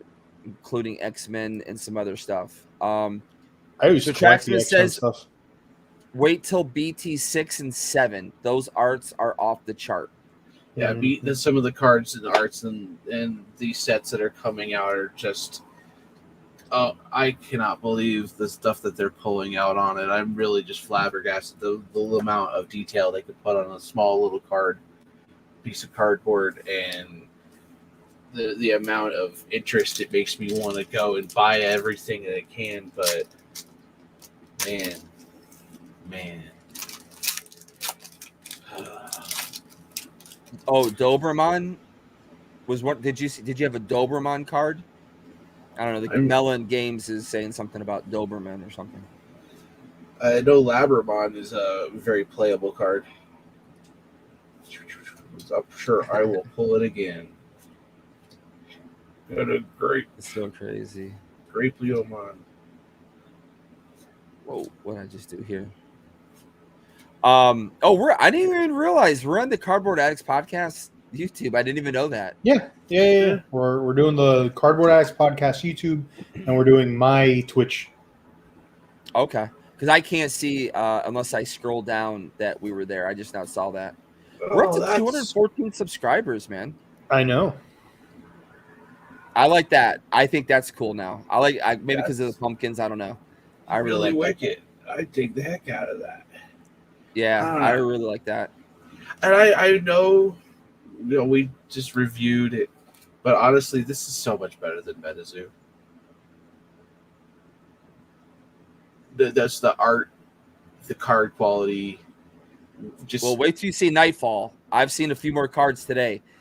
Nightfall is pretty good. I like that stuff. But remember now, MetaZoo is also situated, and it's supposed to be situated in the 80s, 90s. So they're specifically,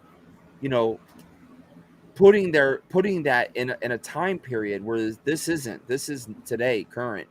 I think you have to remember that aspect to it. In the 90s too. Digimon kind of started then. Some of this stuff looks way too good to be from the 90s. Well, the art, yeah, but the concept has been since the 80s. So I don't know. I'm not sure which label I'd want to use for Digimon. I'd probably go with just the regular artisan. The artisan one? Really? There's Labramon. For all you basic people who like Labradors. There's a question for the 4 people or 6 people that are watching our podcast right now. Or not. We got 11. We got 11 watching people. Is there 11? See, my stuff is not updating. I'm looking at the YouTube right now, and I'm looking at the total number from on the left-hand corner where it's right next to the live in StreamYard, and it combines the number that's on YouTube and Twitch. Oh, it doesn't show me that. I don't see that. Really? We don't see that. Okay. Yeah, we got 11 total. So those of you watching us tonight, what if you had one card that you wanted to get graded? What would that one card be? If you had just one card, you can't pick 50 or ties, just one. What card would you want to get graded? Now, it could be based on it's your favorite card. It could be based on it's the closest one you think it would get a 10, a perfect score. I mean, any of those factors. But what would be the one card that you would want to get graded? We were kind of having this discussion earlier today when we were talking about the podcast last night. So, me or the customers? The customers. Well, that's everybody watching. All the people watching us. I'm in work mode still. Yeah, you're in work mode. The customers. I'm so tired. I'm losing it. So Artemis says the band Grimer from Japanese Team Rocket. Grimer, the one that's in the sewer and it's pushing up the sewer, looking up the skirt, looking up the skirt there, being a little creeper. Sir Maximus says my core Japanese Mew card. Ooh, that's a good one. That's a good one. card that I own Huge or bugs. any card. Right? Yeah, now, Melon. you. Which card would you say you own that you would want to send in for grading? Anthony says if it's a card that I have in my collection, probably the Rainbow Nice one, Pikachu Bailey. VMAX. That's a good one. Rainbow Yeah. Pikachu. Oh, yeah, that's a great one. Freaking bugs, Suhedi man. says Hola Sudan with a little Hello. wave emoji. Don't mind me, everybody. I'm chasing these little gnat bugs that are flying all around me, driving me nuts here. No, you're not. Hit with the button on my camera.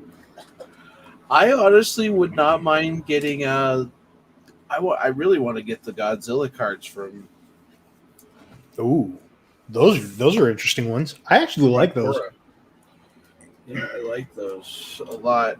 Now Magic's gonna piss me off, or already has pissed me off. We're talking about the art, and I could care less about the actual gameplay itself, but I'm a little disappointed in the fact that they teamed up with Street Fighter and then Fortnite as the next two sets coming out. The next set will have two different parts. One will be Street Fighter, one will be Fortnite. I like Street Fighter, and I love the characters in Street Fighter, and I think that one would be a cool one. Now, Fortnite's, but Hey, that's Street Ethan Fighter. now. Don't mess Well, with Ethan now. Sorry, Ethan. I will be brutally honest with that poor child, and I told him Fortnite's not a real game. He loves But that game. He has a hell of a lot of fun playing it, and he's very creative with it, which that's cool. He needs to do that. Harley yeah, says making- you need to making videos. Harley, you need to summon your inner Mr. Miyagi. I know, right? It's two of them that are driving me nuts. They've just been sitting here flying around, and they're so fast. That's the funny part. I had one flying around earlier today, and I missed. I don't know where it went. So I was hanging out downstairs for a brief second, Got that one. and Mama, the cat, decides to walk in, and she had a mouse in her mouth, and so we're like, no, take that back outside, So she kept trying to dodge us, and of course, It's like food for the family. she ended up getting back outside. And then she jumped back over the fence, started running around with this mouse in her mouth, trying to get away from me. And I'm going, oh, great. Now she's running around the area, the parking lot area. And I'm like, crap. She's dropping this mouse, chasing after this mouse, avoiding me. And I'm all like, just get back inside. And I eventually got her. I had to push her over. She lost the mouse.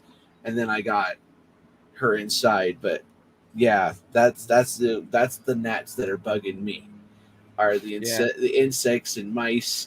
What does it have, 7 cicadas that have come into my house? I think there's still a leftover half-eaten shell over there. Crickets on the You can make like a meal out of those cicadas. I think there was an article about how we should be eating these cicadas over meat or something like that. It was one of those vegan articles or something like that. Vegetarians or some shit. Vegans are like, eat the bugs. Not the vegans, because they don't eat bugs. They don't eat living things. But it was a vegetarian thing. Hi, Edith. It was weird. I don't know. Are you done ghosting us there, Edith? Hey, it's Edith. And then there were 3. Melon says he would do his armored Mewtwo card. That's a cool card. a good one. Yeah, that's a good one right now. Yeah, that's the one Edith, thing. I think you missed. I think you missed the question. The question was, if you could send one card to get graded from your collection, which one would it be? Vegan propaganda. I'm using the headphone jack on my PC because I gave up on the mic. Oh boy. Uh-oh. Sorry, Edith. I know you're having computer problems. So this Tends looks to be very similar to our guest's art. That one dragon he did. Oh Yeah. yeah. You know, like I can see him. I could see him doing art for Digimon. Bancho. Oh, probably Edith, gonna die. I am so very disappointed in that answer right there. But Harley apparently will probably like it.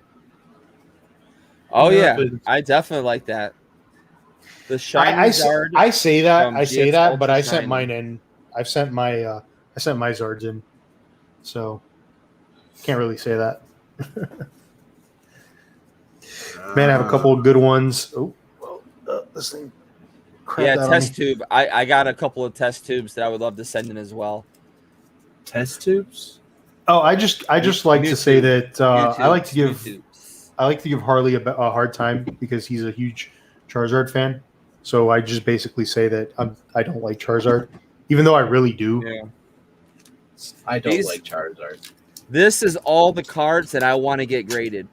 These are cards I've already picked out, ones that I like. Dude, that Nothing's is in here. quite a Nothing's bit in of here for cards. value. Yeah, nothing's in here for value. These are just all cards. See, there's the Mewtubes right there. These are just cards that I personally want to have graded, but I won't be able to grade these. It's just too much money. Couple So of my favorites.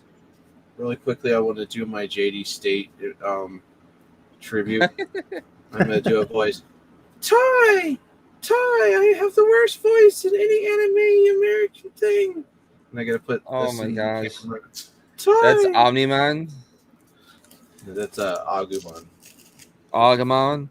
The This worst. is actually this card here is actually very expensive. This is from the Japanese side. You don't have the straight silver Crap, I forgot the name of that one. blue eyes that you want to send in. Here you go, Sudan. There's Doberman for who was asking about Doberman. That was Melon. Is the dragon? Is that the Space Godzilla? Yeah. That's a beautiful freaking card. I want, There you but go, Doberman I want fan. Ghidorah though. I really want Ghidorah more than anything though. I love the Ghidorah card. And then another card, KS Emperor Dragon. I mean, these are all cards that I've pulled basically, for the most part I pulled, and I want to get them graded and stuff. But the cost of grading is just so expensive anymore. I mean, this is probably the one I would. This is one of the top ones I would get graded. This is from Japan. Oh, that is a beautiful card. I've got that one in the Dark Magician one. Yeah, this is definitely one I want to get. That came in that special set. You guys can't see it too well, but yeah, Looks good. Anthony, yeah. So it seems like just about every set that's coming out is all jacked up for some reason. I don't know what Pokemon is doing. I don't know if it's because they're trying to print more to help with the demand issue. The quality of Pokemon has really tanked. It was never good to begin with, in my opinion, but it has really recently tanked very hard. Booster boxes look bad. The wrapping is terrible. The card quality is just really jacked up.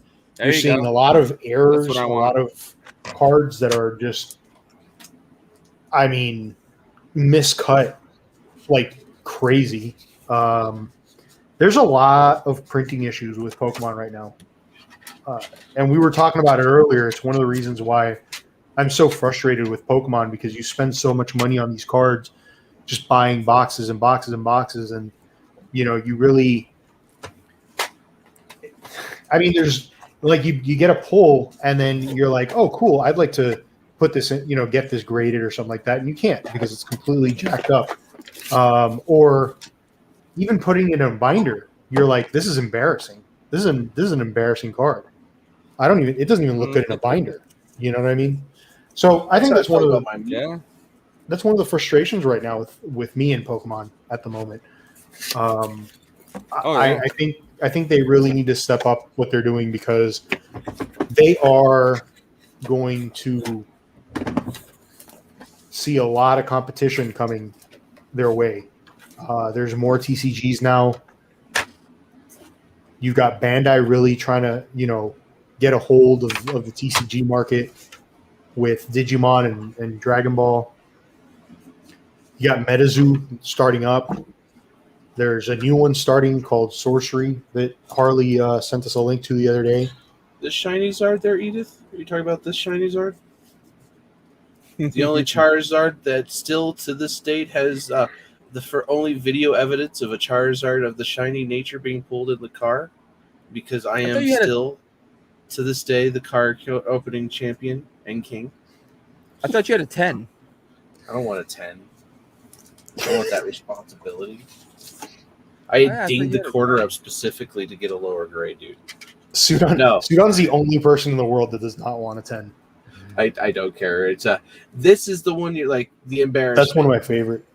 This was the embarrassment. Look at that grade on there. Mainly because this was, you can see the crease that's right here in the card, right there. You can see it. It's terrible. That's the embarrassment. But I still got it encapsulated because I don't want it to get worse. Right. I have a 9 on that one. And this was the same way. This one, I felt so embarrassed on how the quality and how I kept this card, because there's an edge. You could see like the on the edges here. It's got the foil. This was kept in a binder for 20 years. It's a first edition. I have a Zapdos that. Nice. That was nice. The Zapdos I got graded, and it came back a 5. I knew it was going to be a bad grade because it was in really bad shape. Those cards had gone from me to my nephews, back to me. Good God knows where they've been since my nephews had them. And so I got a 5 on that card, but it had sentimental value, so I got it slabbed anyways. But still, I mean, there's a difference between having a vintage card slabbed that is not in the best condition because it's been through the ringer. It's been 20 years. Oh, yeah. Versus something that you pull pack fresh that's brand new, just came out, and it's all jacked up from the pack. I mean, Edith would love to hear that. I would love to get my Vaporeon Hollow that I still own to this day, the one that I pulled in 2000 or 99. Yeah. I'd love to get that slabbed, and it probably would only get a 6 or a 7. There's so many cards that I look at. I mean, I went through my binders, and it was slim pickings trying to find cards that would actually register in as a 8, 9, or 10. And not because of damage that I've caused to the cards, just because they've been in a binder. They come out of the pack like that, See, most of my stuff is just because I put it in a binder, and I didn't think that binders would not be a safe thing for my cards.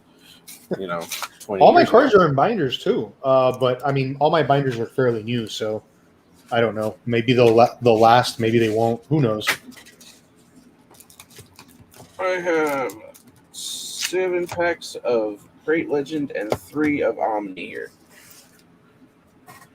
Artemis says you all got me going through a few Yu-Gi-Oh cards I have, and just found first edition Strike of Neo card in their opened pack with a hollow Sage of Silence card. Really wish I knew what my friend did, because I had like first edition of Slifer, a few of those like other ones, and then some of the pieces of what's his face, the Exodia, yeah. And some of the movie cards and stuff like that, because they know they released stuff for that first movie, and we collected the heck out of it. Didn't know how to play it, but we collected the heck out of it. And then one day I just gave it all to my friend, and I don't know whatever he ended up doing with it. Probably gave it to his kids, but now I'm kind of like, wonder if I can get any of that back. So I keep coming across this Spinomon. It's obviously a reference to Spinosaurus, which is a dinosaur, which we will see very, very, very soon return to the Jurassic franchise. So very, very soon. December can't get here soon enough. I like That's when we get the Spinosaurus. when we get the next season of Camp Cretaceous in December. Now, the Spinosaurus was bigger than the T Rex, right? The one they made in Jurassic Park, yes. Right. Oh, look Under at the sun is out. that. Is this that another another alt art? one of the alt arts there? Traximus, are you still with us, sir? I think this is another Agunimon? alt art. It looks like it could be. Yeah, it's got That's that same foil pattern, but it says it's uncommon, so it's got to be an alt art. That's a beautiful card. Gosh, That is a beautiful, beautiful card. so I got 2 from the same box, 2 alt arts. He says it is an alt art. Yep. So that was 2 for this one box. He said it. He said it earlier. Was that- you'd was have that- a chance at getting 2? Was that that's Great Legends? This is the Great Legends, yeah. Oh, okay. This is for 'Cause I that saw same you opening box. up some Omni, so I thought you had switched. Oh no, I have those packs here. I just wanted to open those, but yeah, this is the second one from that same box, dude. I just had only opened the one half. This is the second half. That's I'll take it because there's the Rise Greymon and Double alt art. So, yeah. Nice. We can kind of show that off there. There is the normal, and then the alt art for that Rise Greymon. Did you guys see on Instagram? Did you see Polish Rob's post that he pulled 3 alt arts from one box the other day? I saw that you posted it in the chat. That he posted it on Instagram. Oh, that's crazy. That's winning the lottery right there. I just won the lottery. I got double alt arts. Yeah, that's double alt arts. I'd probably say that's winning the lottery. And Digimon, I'll take them. But Sir Traximus called it. He said it. He said you could pull up to 2 alt arts. That's awesome. Yeah, BT01 in Japan I did too. I don't remember which ones they were. I know one was the Gabumon, but I don't remember the other one. Gotta get these packed. I kind of want to go back and get those battle style ones that they had before they started. They decided to make their own TCG again. Flameman. Someone just posted a Stunfisk? Speedseek, what's up, my friend? Thank There you you for the go, okay. raid. Thank you for the raid, sir. Yeah, There he you had go. the Stunfisk emote, and it's amazing. I like it. That's awesome. Oh, we just got rated. Just rated by Speedseek. Hey, what's up, Speedseek? How's it going? Always in Super Duper Danny's channel Yep. all the time. And he does, he was doing Slime Rancher, right? You were doing Slime Rancher?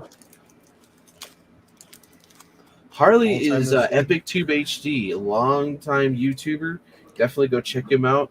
A super awesome friend to the Cardboard Addicts podcast, and he's also an honorary member of the Cardboard Addicts podcast. The podcast. Honorary member. Listen to me. Listen to me. No, he's a founding member of the Cardboard Addicts podcast. This is very We're, true. A special group of lads. Special is right. We get started after 3 hours of talking about what we're gonna do. Yeah, Did right. Borderlands Actually, today, huh? a day in 3 hours of what we're talking, because we usually do a day before talking, and then we do another 3 hours a day. Of talking, yeah. And then we do 3 hours after the podcast because we didn't talk to didn't talk to each other enough during the podcast. The podcast was somewhat inspired by the Epic Zen show that I used think to it happen was. one time. I think it was that one time that happened, or twice. I think we had 2 episodes. There's like 3 or 4 of those that happened. I think we did. I think we did 3 maybe. Once But I upon also a did. time. I also did a few live streams that were very similar to our podcast, where it was like 4 or 5 of us together, Yeah. and we were just talking and opening stuff and having a good time. So I think there was some inspiration from that as well. Yes. The Stunfisk is always welcome, no matter what these guys say. Well, I will welcome the Stunfisk whenever Sudan is around because Hashtag Stunfisk Army. I appreciate Sudan and I Real. appreciate Harley and I appreciate all the guys on the podcast. I've got a stack of Stunfisks that are ready to go to Sudan. I will actually add have them a thing too. to Somewhere. this. This is just one ETB. I have at least 3 of them filled with Stunfisks only. What are you doing with all these Stunfisks, Sudan? They are the army, and they will be all graded one day. Really? No, they're all getting bindered. Yeah. I was okay. gonna say. I'm like, dude, I don't know if I you're don't know going to be able about to grade that. that. I'm gonna try to find. I'm gonna try to get PSA 10s or whatever graded 10s, whatever the best grades I can get for at least one of every Stunfisk card that I can possibly get, and then the rest are gonna be put into binders and stuff. That's cool. That's a good idea. See, look, I got a. This is for Sudan. See, look at this. Look at this. Why did you send that with the MetaZoo? I completely forgot. There's a whole bunch of stuff in here that I'm sending to you. Hey, there's You magic know, cards. Sudan, the other thing Yeah. you can do is you can get those You're the right. Why one- didn't I send it? Oh my god. what is it, the magnet, those magnet clamp Strips? thingies? No, the one, what is it, one click or something like that, where it's like it's like a slab sort of, and Oh, I know the what card you're goes in the talking middle, and they just kind of. I think I know what you're talking about. I can't. I'm bad at explaining. What are these? Yeah. One of those. Yeah. Which I happen to. There you go. I was gonna say you can get a bunch of those and show them off. That's actually you- one that Harley sent to me in one of the first batches he sent me. Oh, okay. Oh, Yeah, that's That's a up while in the ago. mantle area. They also So he they should also, know by how the much way- should I give him. make those with a black border, and I think they used to make them with a white border too. I don't know if they still make the white border one. I know they make the black one. The black one looks cool. So. Thank you for the lyrics, Speedsy. You find them. That's like when I was doing that one trip to Target that one day. I sent a picture of like the area to you guys because I'm a responsible friend and I do that when I go to Target. But I think that you saw that there was a section where they had like 5 of those for $10 in a pack. Yeah. And I almost went for that because these things are really they're sturdy and they're not hard to put together.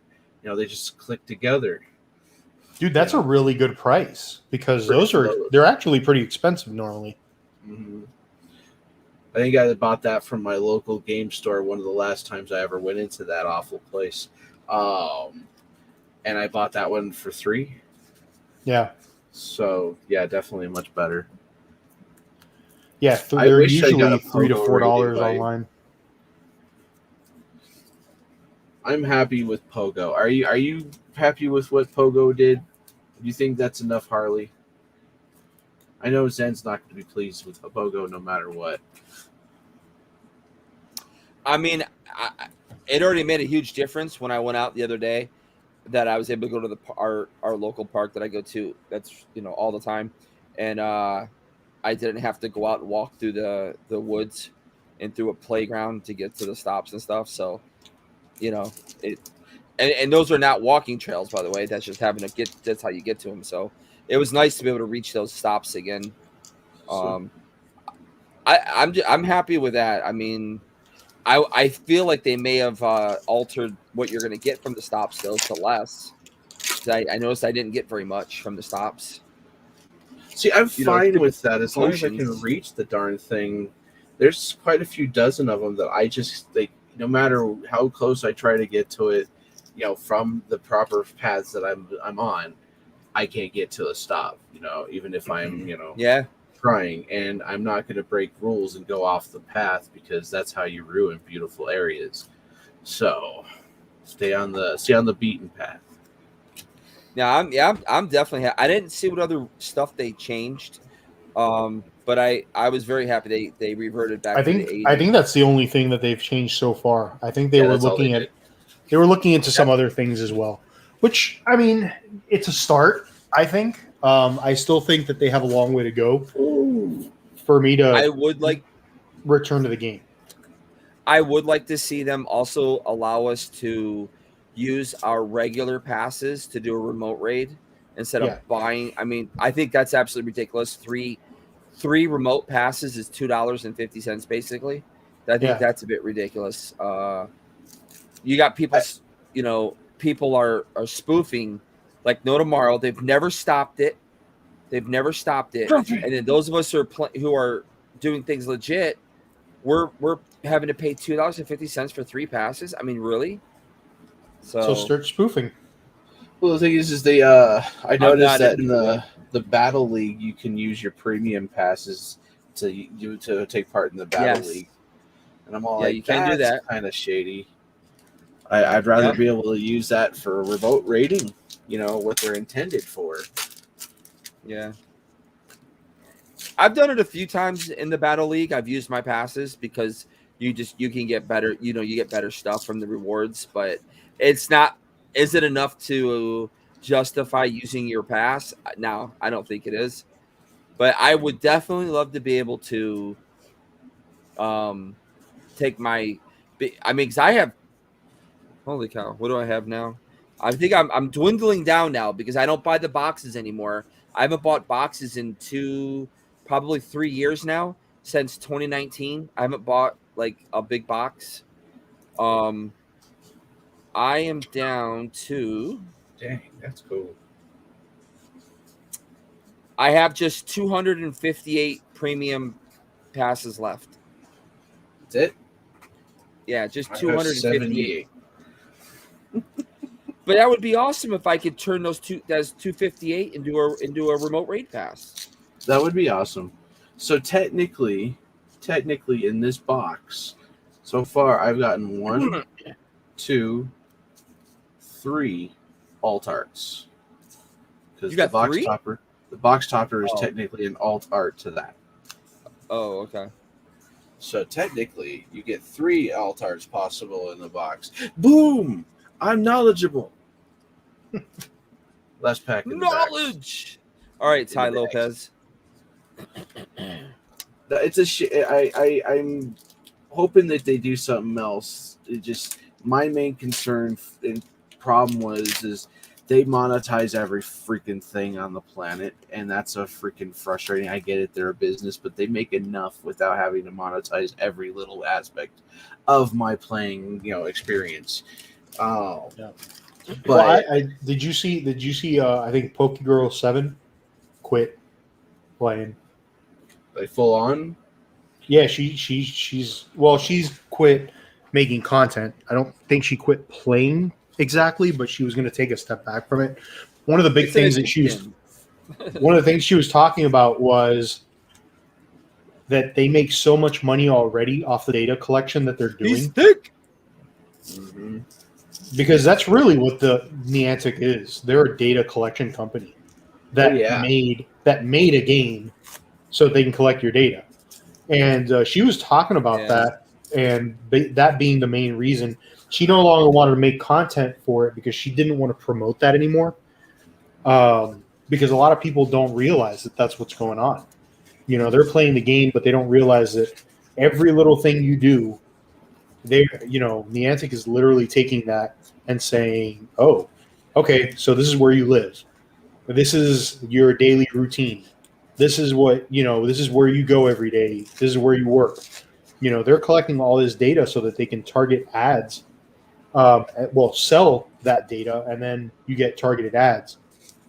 And they're already making so much money doing that by selling your data, that the fact that they have to go and nickel and dime you for every little thing within the game is ridiculous. I think this is my whole idea on it, is I think they should be paying you for the data instead of you paying for the game. If you're getting if they're getting your data, then you should get compensated for that data. True. But And that's just not the way it works. it's not. No. Just like for every time they build a robot in a factory, that should represent a person in the private sector. Somebody's got to repair that. That's somebody being worked for. Right. That's how the future will be. Robots will work for us. That's the entire. If I could buy a robot, send it to work for me. Well, that's going to be that's also why it's going to be important for people to go to school and get a further education. But you got to get it. You can't get an education in ridiculous, subjects that are not going to help you in the real world. You got to get it in stuff so that way you can be that person who goes out and maybe repairs the robot or does whatever. It's going to be to the point where it's going to be that. I mean, it's just the way it is, I guess. But yeah, it's tough that it's tough that Niantic's doing this stuff, and like you said, and the thing is, they go, well, if you want to play our game, it's our game. So if you want to play it, you have to say yes to this stuff. So otherwise, like you said, if you say no, then you can't play their game. You have to shut it off. It's already too late, though, and to be honest with you, there's so many companies out there doing that, collecting data on us. I mean, if you own an Android phone or an Apple phone, you've already given up pretty much all your personal information and stuff like that to these people. Right. So yeah, well, I mean, that's true. It doesn't make much of a difference, man. If it's Niantic doing it or one of these other companies, they're all doing it to you. Like you said, I mean, we have conversations, and then I'll go to Instagram, and literally an ad will pop up that we were just talking about. Yep. Well, it happens just like all the time. You know where I work? I work in a dispensary. Yeah. And that dispensary is still pretty taboo, and a lot of people don't want like information to be given out. Like, oh, I've been in a dispensary. Well, quite frankly, you walk on a dispensary's property, you're already on the camera. Yeah, we see you. Hello, you're there. So there's no reason. Like, and then when you get these people coming in, I don't want to give my information. We're asking for an email and a phone number. You can opt out. If you are afraid of people having info, they already have it. The problem with a lot of these companies too is that they've what's the word I want to use? They've misrepresented themselves and misrepresented what they're doing, and they still sell your information. Like, we don't sell your stuff. We don't do that. And then you come to find out, you can find out through Google searches and stuff, these companies sold all their information to third-party marketing companies. And like cell phone, you can't keep your cell phone private anymore. Once your number gets out there, it gets sold by everybody. It's almost like it's a bot. Yep. And the bot is out there giving it to all these thousands of companies who do nothing but are targeting you to send ads to and call your phone and bother you and everything else. Yep. Yeah, it's the government have their fingers. I mean, yeah, to be honest, you could probably, I wonder if you could use that in a court, if you had to go to court for, let's say you lost, something went to collections because the company was upset that you were late in your payment or something. So they send you to collections and you never answer the collections phone call. And it's because you've gotten a million spam calls. And so you won't answer nobody's call anymore. I mean, I know that's a far-fetched thing. I was just trying to think of an example. But I mean, like, yeah, you're getting hammered with all these calls. It's so ridiculously stupid now. You have no privacy at all. Not only that, but a lot of them are scam calls too. I mean, if you really look at it, they're trying to, scam you out of your money. If you answer the call, they want to take. So I think it's funny is I get these calls all the time that it pops up scam likely. Yep. I'm all like, Okay, well, I'm not answering that because I'm likely to get scammed. Right. Yeah. Yeah. If And it comes in as I- scam likely and you don't leave me a voicemail, I'm never going to answer your call. even if they leave me a voicemail, I'm not doing nothing. Well, I mean, I'm saying in case it's though the way I see it is, look, all these calls that you get, if they're legitimate, they'll leave you a voicemail, Yep. and Exactly. A lot they're of them are like, and none of them do. So as far as I'm concerned, they're not legitimate.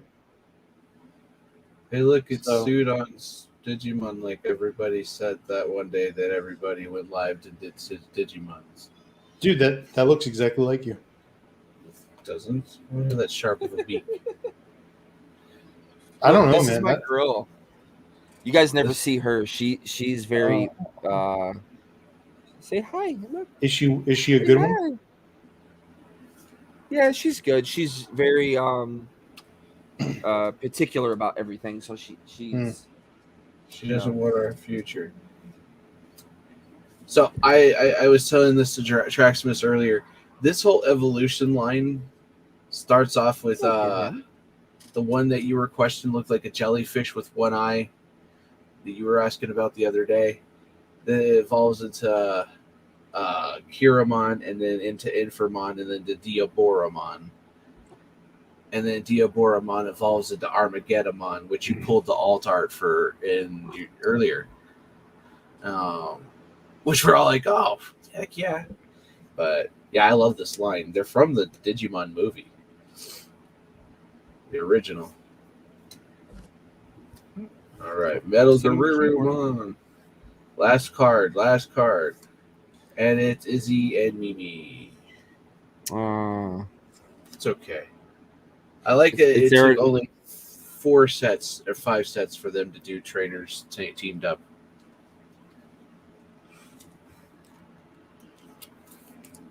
Took how long for Pokemon? You need to teach Ethan that trick. What? The whole hide your yawn off screen. Oh no, yeah, definitely. I'm just like, well, I've been yawning the whole time on screen. It's been hit me hard now. Well, Yeah. that's the reason why I didn't go on originally with Zen, because I kept falling asleep waiting for Zen to come on because doorbell or doorknob. Stupid doorknob. You guys stop fighting. No, fighting is fun. Rain and rainbow. So is that you went through a whole booster box and a couple of packs of Omni? So these are the Omni pulls. Nothing stellar. That's Yeah. a pretty cool pull still. For 3 packs, I'll take it. That feels like a good ratio for me. Yeah. Out of 3 packs, you usually pull 2. I don't care if they're like not super shiny. They're cool looking. And then a booster box. Got. I mean, when's the last time you had this happen with a Pokemon booster box? And you get less packs here. You get 24 packs. 24 packs. I didn't even realize Is that the Japanese is actually. Well, I guess you smaller gotta count the rare as the reverse hollow. If you counted the reverse hollow in Pokemon, you'd have the same amount. That's what I was about to ask you. Is like, yeah, I was about to ask like that. When it comes to a hollow and a reverse hollow. Yeah, because you don't really have a reverse hollow in Digimon. You just have rares. So Yeah.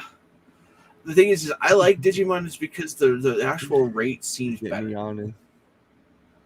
Yeah, I shut my camera off. I honestly feel like when I open up a pack of Digimon, I feel better about opening that pack than I do of a Pokemon pack, because no matter what, every Digimon pack's gonna have a pull. yeah, Even in the secret rare, I'll have this is and even then they don't have the stupid rainbow rares. The stupid rainbow rares, which is taking up an alternate art spot. I think we need to get rid of the rainbow rares. I've been saying that for a long. I don't like the rainbow rares. I've never really cared for them. I don't think that they look that great. I think that the full arts have always looked better. I prefer the full art over the rainbow, and I think the rainbows are just taking up space and making these sets so much bigger. And it's gotten to a point where it's ridiculous. 250 cards, 260 cards. Did you see how big Fusion Strike's going to be? 260 cards. I believe it's going to be the largest set now. Yep, yeah, it'll be. It has to be. Yep, it's going to be the largest set, 260 cards. Cosmic Eclipse is the largest, which people don't really understand that. And I think it's going to eclipse Cosmic Eclipse now. It's at a point where you literally would have to buy 2 to 3 cases. I don't even think 2 cases will do it. Probably 3 cases in order to even get close to completing a set. Well, I did Chilling Reign. I did 3 cases and a case of ETBs.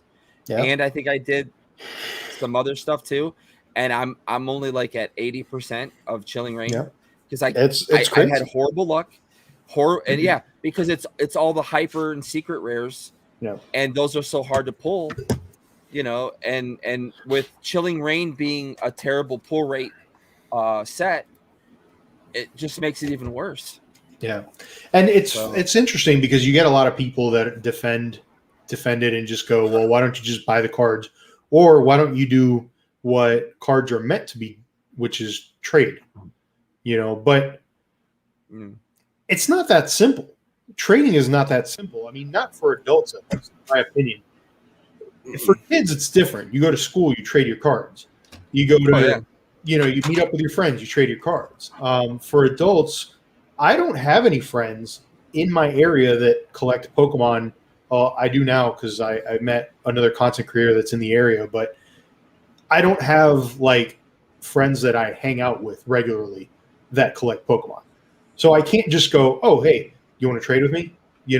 Any trades I do literally have to be mailed. And so, you could do that, but at the same time, it makes things more difficult.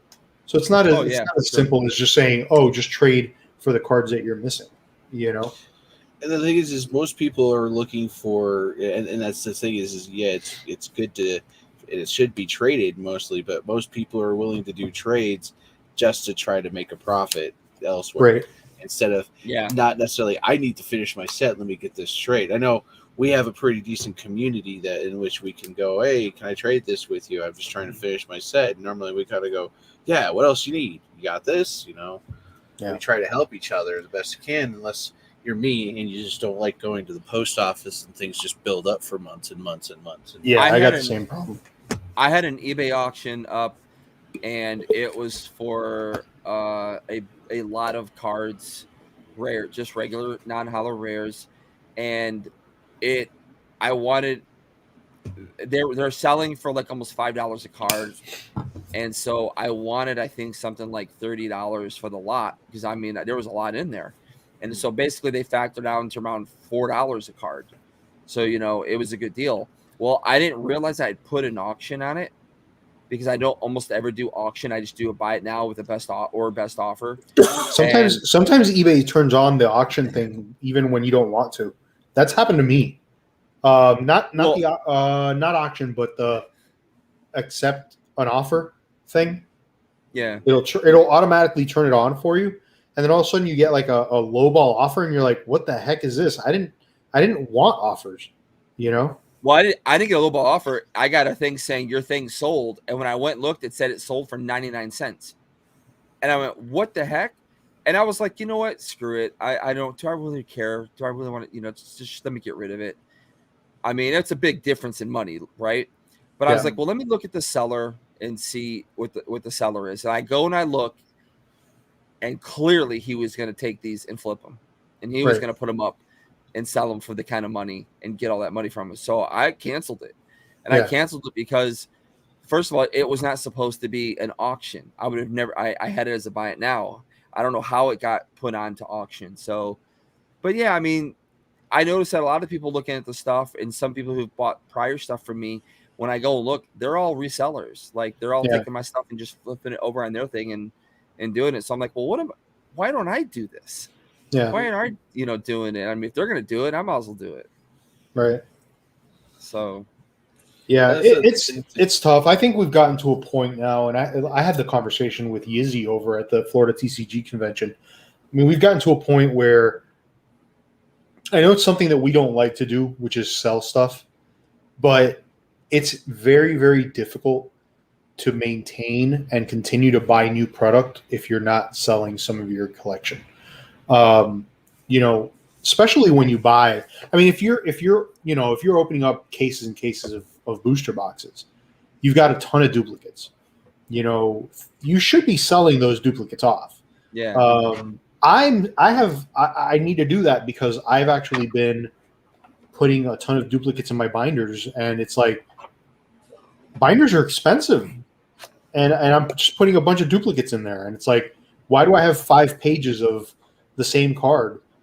I really should be selling them, but it's not Yeah. something that I like to do. I don't want to be selling cards all the time, and Same. for me, like having to go to the post office is just kind of a pain in the butt. That's why it takes me 2 weeks to go to the UPS store for my box. Which I have to go because I actually just received some stuff at the box. So I mean, to some degree, I think I say bull crap on that, because think of all the other hobbies out there that men do or women do, outside of collecting cards, and people aren't reselling that stuff. You don't see people reselling cars that they took 2-3 years to build and bought every single part and got it right. And you don't see people like I mean, but it's not like rare. Yeah, it's rare. It's not like in a hobby like this where a lot of people are like, well, but I gotta fund my hobby. there's so a I'm gonna difference. There's a big difference, and the difference is that every week there's a new product coming out. Yeah. If you're putting together a car, and let's say you're doing a restoration for a car or something like that, yeah, it's expensive. You're going to be buying the parts that you need to buy, and you're most likely going to be waiting for those parts. You're not going to be able to buy everything at once unless you've got the money. But you don't necessarily need to sell things. You just need to have the money to do it. With Pokemon or with cards, it's just a continual thing. It never ends. You literally have new product coming out every week. If you collect just Pokemon, you have a new product coming out every week. It's true. I mean, if you collect more than just Pokemon, I mean, like me, I collect all this other stuff. You have Pokemon coming out every week, and then you've got Digimon coming out every month, and then you got Dragon Ball Super coming out every month. It gets to a point where you cannot sustain that. It's not possible. I've gotten to that point where I cannot sustain purchasing constantly without seeing my bank account go in the down direction instead of the up direction, even with my career. Yeah. Yeah, I mean, it's you're right. I mean, it is. It's a constant evolving. I mean, look, Chilling Reign came out in June. Evolving Skies was yesterday. The official release date was yesterday. That's 2 months between sets that are so huge, and in a TCG, like I was talking earlier, that has really terrible ratios per pack. Yeah, it's very, very hard to financially keep up with it. That's what I've been saying this whole entire year. I've missed out on a lot this year because of our current financial situation and state of things happening. I haven't been able to buy anything. I completely missed out on battle styles. I missed out. I mean, I did get a case of Shiny Fates, but I didn't pay for that. I worked for that. I did a service, and I was paid that as for the service I did, but I didn't fund money out of my pocket. Vivid Voltage, same thing. I got a case, but I didn't pay for the case. I did a service that paid for that case, so I didn't have to actually fund the money in my pocket. So I haven't bought stuff in a long time. And yeah, there's no way. Okay, yeah. Good night, Artemis. Have a good one. All right, thanks, Artemis. Thanks for hanging out with us. We're probably going to be ending here soon, in a little bit. Yeah. Once Harley finishes what he's saying. But yeah, it's really tough, man, to keep up with this stuff. And like I said, I haven't really spent any money in Pokemon since last year, really, technically. Well, no, because Chilling Reign I did buy stuff from Adam and Chilling Reign, and I did use my bulk to get Chilling Reign. And I'm doing the same thing now. I'm using all my bulk to get Evolving Skies, and I did buy some from Adam, Evolving Skies from him. I mean, I'll admit that I did buy some stuff from him as well. So I will have some stuff to open. But I've sold a lot. I've sold a lot of my personal collection off over the past 3-4 months, and to help fund, like you said, help fund this stuff. So otherwise, I couldn't have opened anything at all. And I do want my YouTube channel to be successful. I love editing. I love shooting. And I like doing it. And I don't have anything else to do right now in my life, pretty much, other than spend time with my kids and do this. And, I can't afford to buy product because, like you said, it comes out so rapidly, and I'm not even really that good of a YouTuber at this point. I'm not buying all the different boxes that come out every couple of weeks, the such and such V box, the premium collection box, the tin, the mini tin. I haven't been doing that type of stuff. And I think also it comes down to mainly because there's so much competition now. Yeah. And it's like, I really just don't think I think people don't want to watch as much anymore because there's just so much competition anymore that I think people are getting tired of all of us. And it's like, if you're not in the pre-release phase of opening on your channel the new set, as soon as pre-release is done, you're done. Nobody wants to watch that set anymore. They're already tired of it. Right. And then you have all the sellers now are becoming YouTubers, Danny Phantoms and PokeRevs. I just saw not even just them.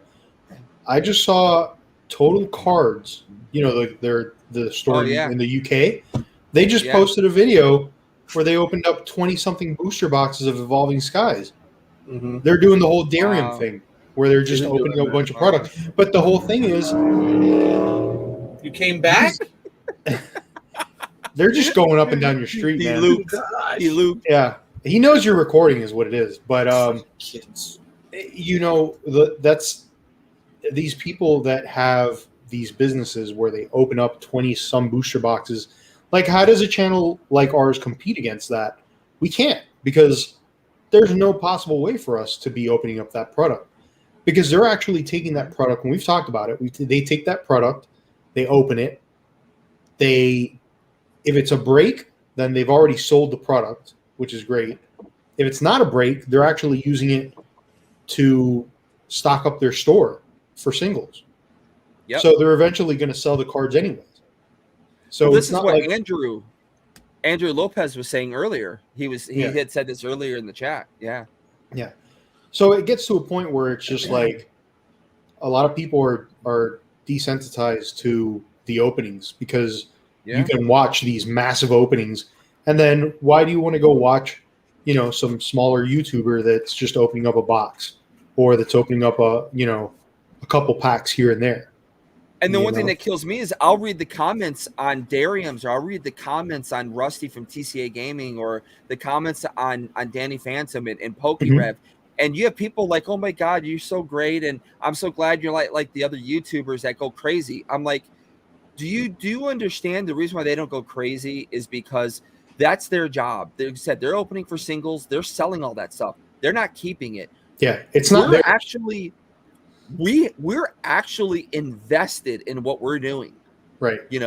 We're spending our hard-earned money and stuff and chasing these cards. And so, we're not opening all that up. So if we get that chase card, it is a huge ordeal to us.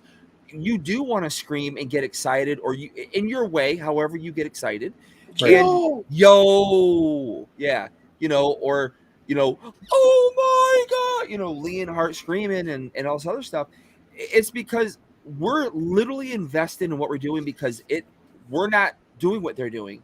Right. This is my money that I put into doing this, and I couldn't buy 20 cases to do all what these people are doing. And that's the funny thing I think about the audience and the community, is recognizing that these sellers, hey, it's up. It's great that they're doing this stuff, but when you know these people like show off their 3 or 4 cards that they have, and everyone just starts clapping and liking the button and all stuff, and I'm like, you know, they were opening that product because they're going to go sell it.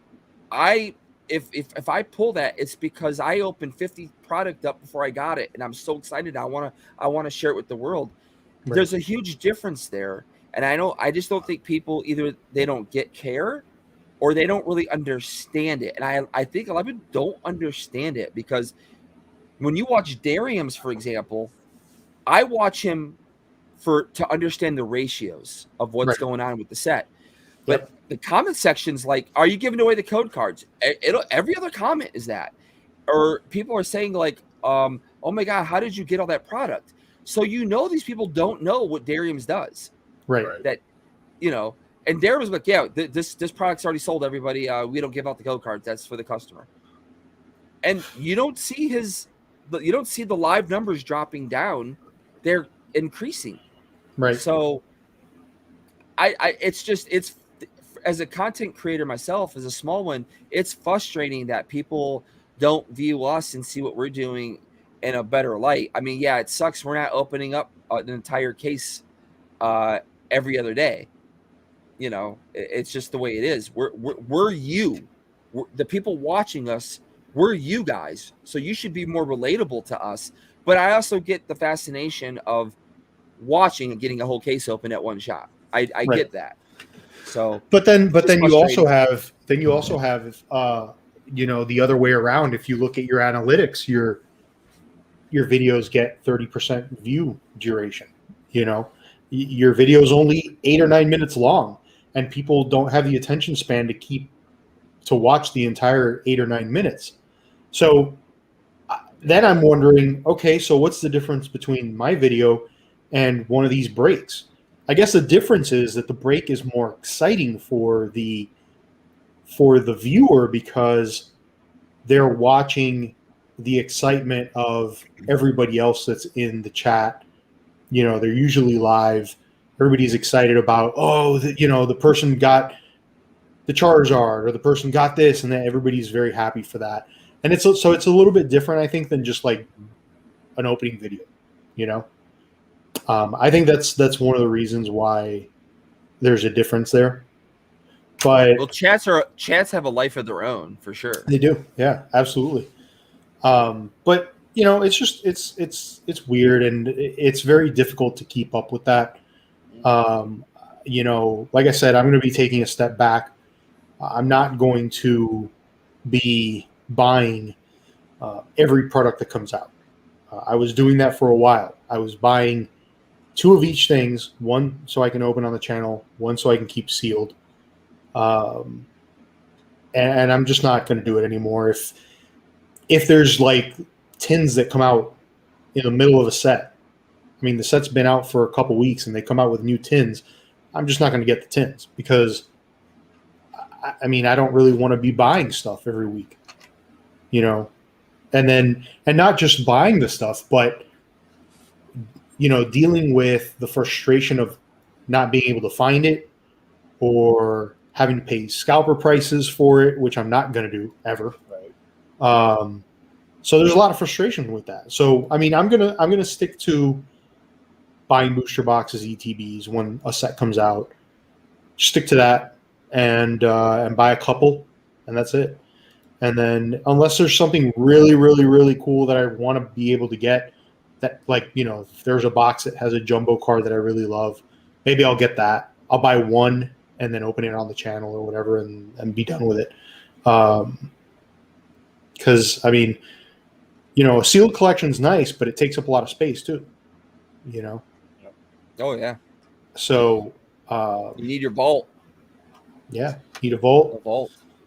See, that's why I'm pushing through all this dang bulk I got going here, because I'm tired of it being there. Yeah. I need it to be something else for me, and I don't have necessarily.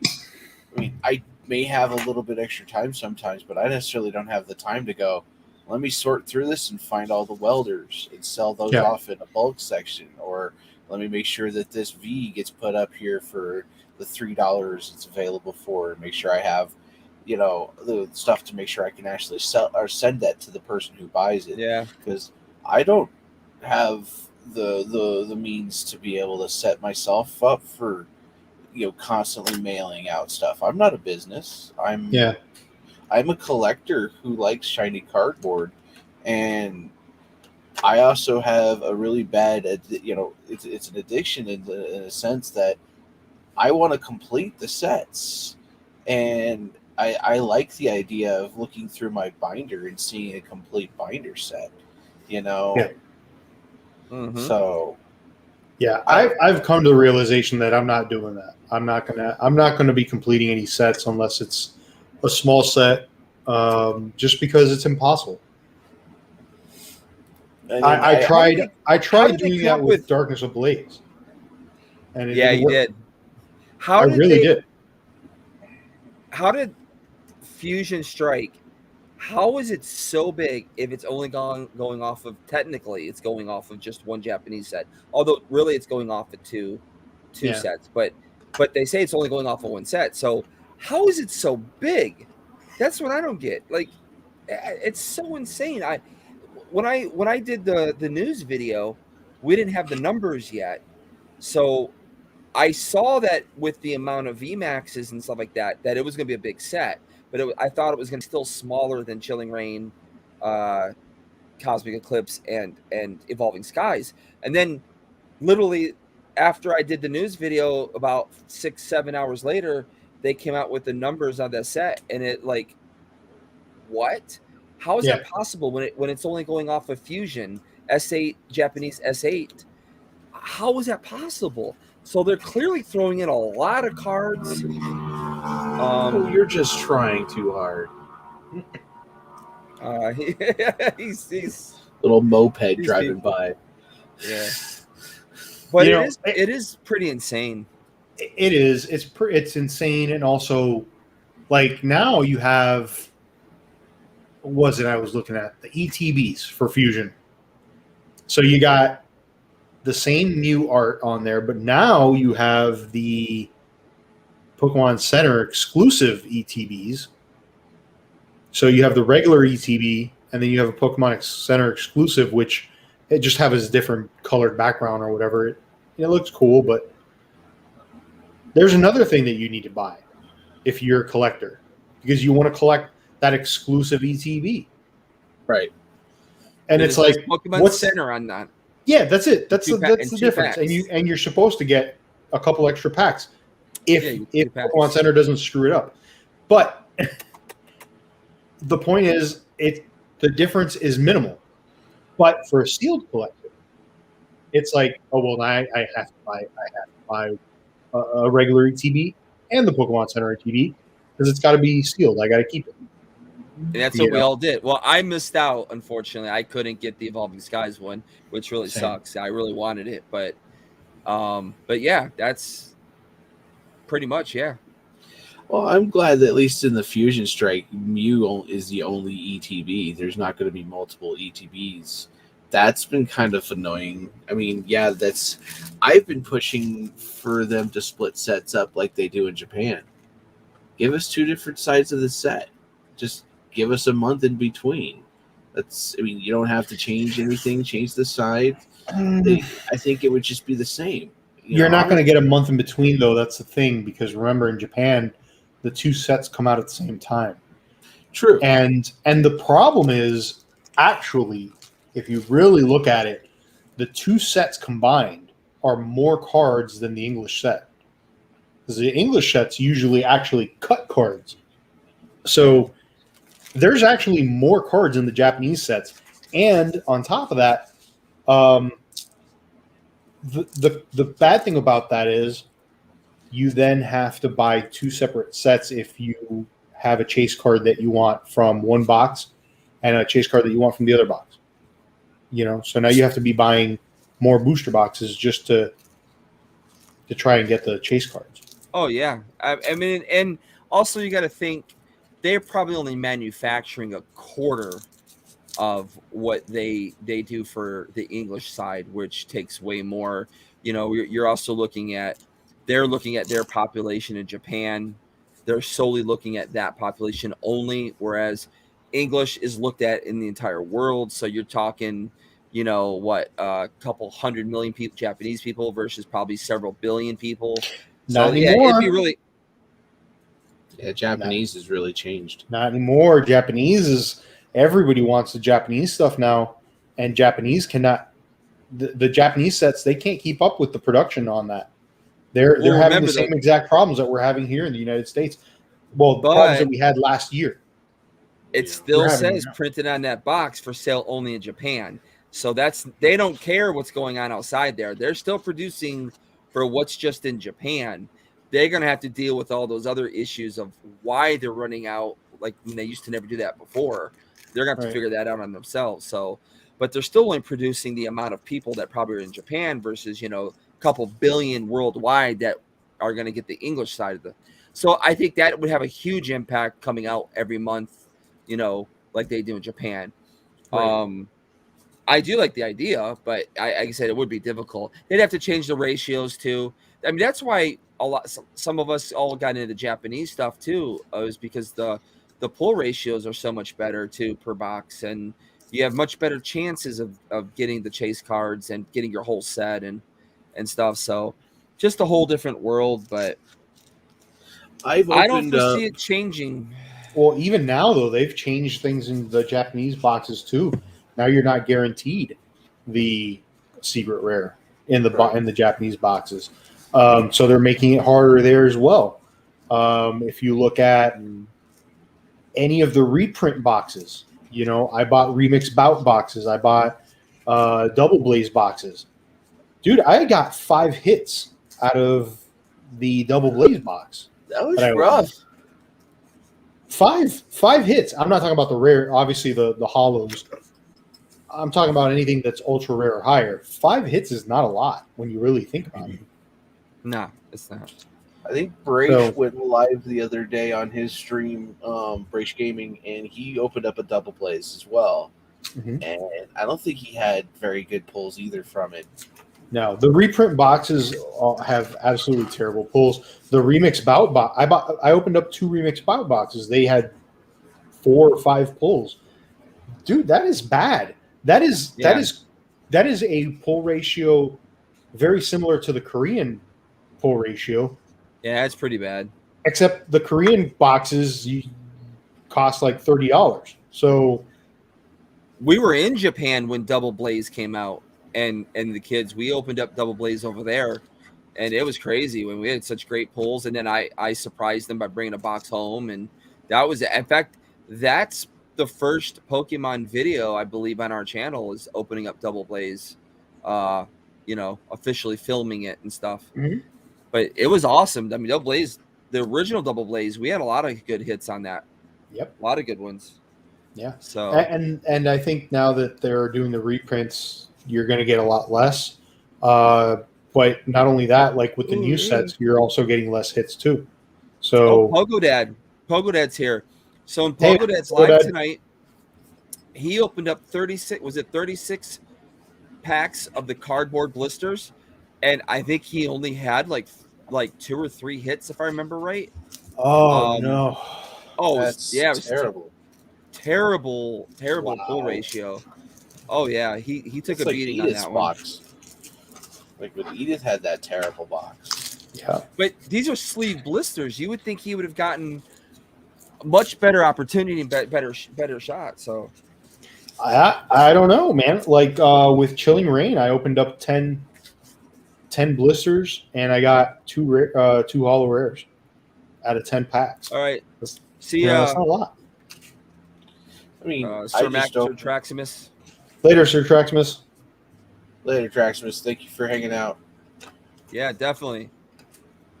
I don't know. 10 hollows and 5 ultras. Yeah, I mean that's pretty bad. Sorry, Pogo Dad. I was in the shower for a good half of your live. So And the other thing is with Pokemon right now is you have so many different rarity levels that a hollow really doesn't mean anything anymore. You look at the reverse hollow. yeah. The reverse hollow is not worth anything. The hollow is not worth anything if you care about value at all. You know, because I'm talking about it because I know that there's people out there that care about the value. There's no value in hollows. Yeah. There's no value in ultra rares. Even ultra rares, I mean, they're like $4 or $5 max. Because an ultra rare is kind of what a rare should be. And then you've got, the full arts and stuff like that. But even an ultra rare, you pull an ultra rare these days, and it's just like, oh, okay, cool, I got an ultra rare. Yay.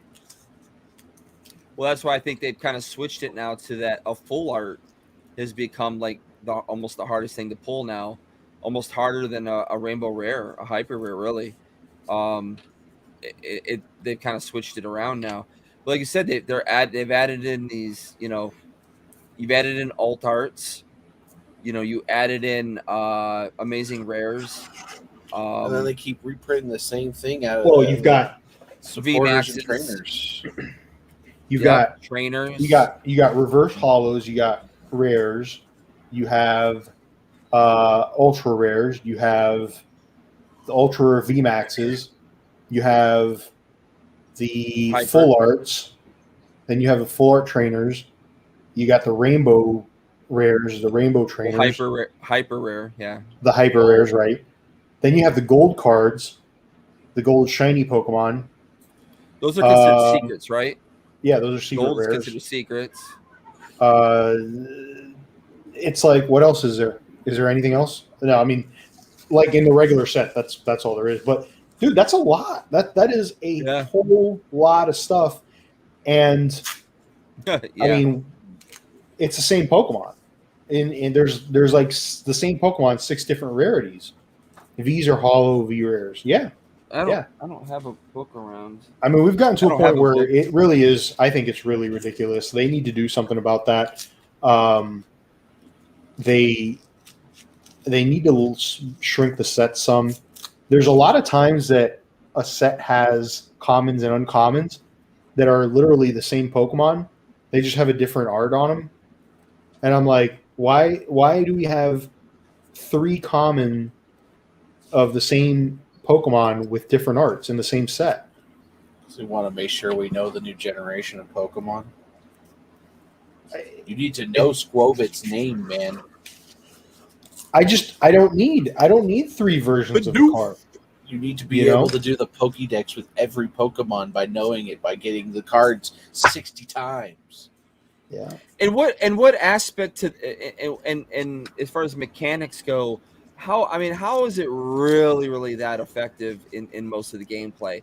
Most decks are still built around the same type of traditional, ways. So, I mean, do you really need to have all these different mechanics? I mean, it just seems like it's just almost it keeps too it much fresh. now. Overkill. Yeah. Well, I mean, we just take a look at the mechanics of the game. It changed so often. You've I just got gone flashed. from with what? Your cat flashed you? The wifey. Oh. I thought the cat passed. I thought said, the cat, "Wake up!" I thought the cat lifted its tail and showed you its booty. Its booty They've hole. been doing that all night. Did my cat flash you? Because I didn't do it. I know if I stood up and walked away, I would provide some nice crack view, but I'm not doing that. No, the thing is, I'm they sorry, guys. got multiple different versions of the same card, but they have different move sets. Right. And then you also got the people who are coming up with different dynamics on how to do it different ways. And you've gone in the last few months, we've gone from a fire dominated situation with the Reshazard and Welder being a big push to Rillaboom, or not Rillaboom, but Cinderace being a big push to now. What is Inteleon's a big thing, and now we're seeing Crobat make a big pushback. It's just there are so many different ways and creativity on how to. Thank you. I just wanted you to go by, but it's cool to see that they have so much. But you also got like Digimon releasing a set every 2.5 months, 3 months now, they're a fresh new company of bringing out a new TCG, but their sets haven't gone over 150 cards per set. It hasn't even gone over 200 or 130 cards per set, and you're seeing equal amount of competitive differences in what people are doing in the tournaments than you are receiving. You're just more variance with less cards. Yeah. So it's Well, I think we're going to get to a point. I do think that we're going to get to a point where there he goes again. Digimon is, I think, going to eventually get to a point where it's going to be big sets like that too. For some reason, I just feel like it is. I know, like Dragon Ball Super started off with smaller sets. They're already getting huge sets, but they also have the reverse hollows. They've got a bunch of different rarities as well. They're kind of getting into the same thing that Pokemon's doing, which is tough. It's tough to keep up with that. So, all right, later, Speed Seek. Thanks for coming by and rating the live. We appreciate that. Appreciate you, sir. We're going to be probably signing off here in a bit because it looks like we're all pretty much done. I'm done, man. I am done. After last night that I got is gone. I still haven't recovered from last night. That was so long and so awesome. That was a long video. Yeah. So I work as the front desk person at a dispensary, and I had woken up 3 times during my shift today. Well, you wake up, you're like, it's your ID. At least you got sleep. Sitting a little bit. Sitting and sleeping. Well, that's true. We have 8 watching now. I didn't even realize that. We 11. We got 11. Oh, was it 11? Because we were down for a while. We were way down for a bit there. We got 3 over on the Twitch side, but so everybody that's listening, we got we've said it before, an epic podcast coming out Monday. We've got an artist from MetaZoo and another grading company, one that we're just not interviewing for the sake of interviewing. We're interviewing people that we believe in and things that we believe in and stuff. So a great interview with another company that is probably going to rise to be the 4th major grading company out there, I would suspect, at this point. But yeah, and then exclusive info from the MetaZoo stuff. So that'll be pretty cool, I think. No promo in the chat, please. Yeah. There's only one person allowed to self promo in this current broadcast, and it's Harley. Epic 2 HD. Yeah. Epic 2 That's HD. We have a Discord that you can support your chat or throw your channel in if you want to throw out your stuff there. Yeah. But yeah, I agree. It's going to be a very good episode. I think people are going to enjoy it, especially the people that like to grade cards and also people that are into art. I think it's going to be a good one. If you're confused about grading, it's a good one to there's a lot of insight. Yes, a lot of insight. I feel like I know more than I did months ago, and I thought I knew a little bit, but dang.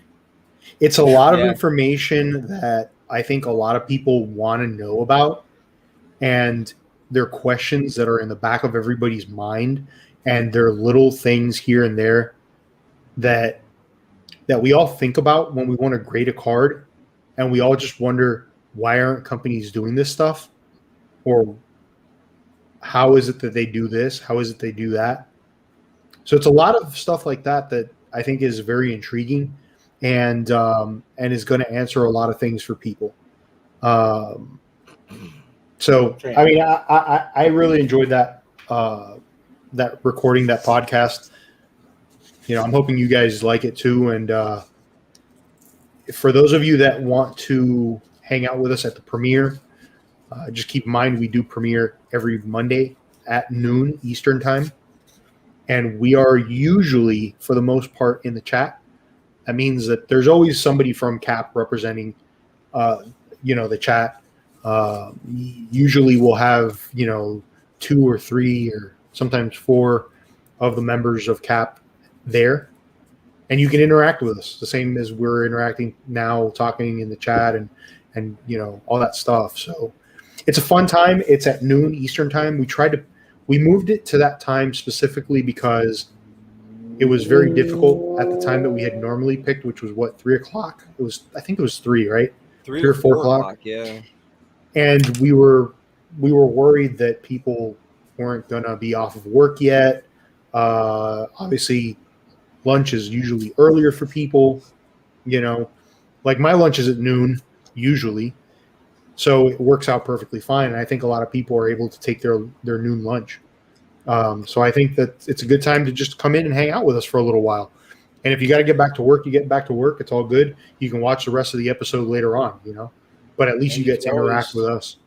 And you can always cheat and get a sneak peek before the premiere because the audio always goes out at 6 a.m. Yep. that Audio's morning. up 6 a.m. on Anchor, Spotify, Apple. What else, Sudan? Sudan's a podcast guy. We gave him the podcast job. He knows all of the podcast. Anchor is the big one that'll get you to any of our other places: Spotify, SoundCloud, Apple, Qui-Gon Jinn. That's a Star Wars character, isn't it? Jar Jar Google. Binks. Jar Jar Binks, which is a Sith Lord. No, yeah, we're on all the major platforms. Yeah. You can find us. So, yeah, make sure you go check that out, and we'll see you guys later. We'll talk to you guys later. We'll see you Monday. Appreciate it, Pogo Dad. Yep. Peace to the outside. See you guys later. See you guys. Good night.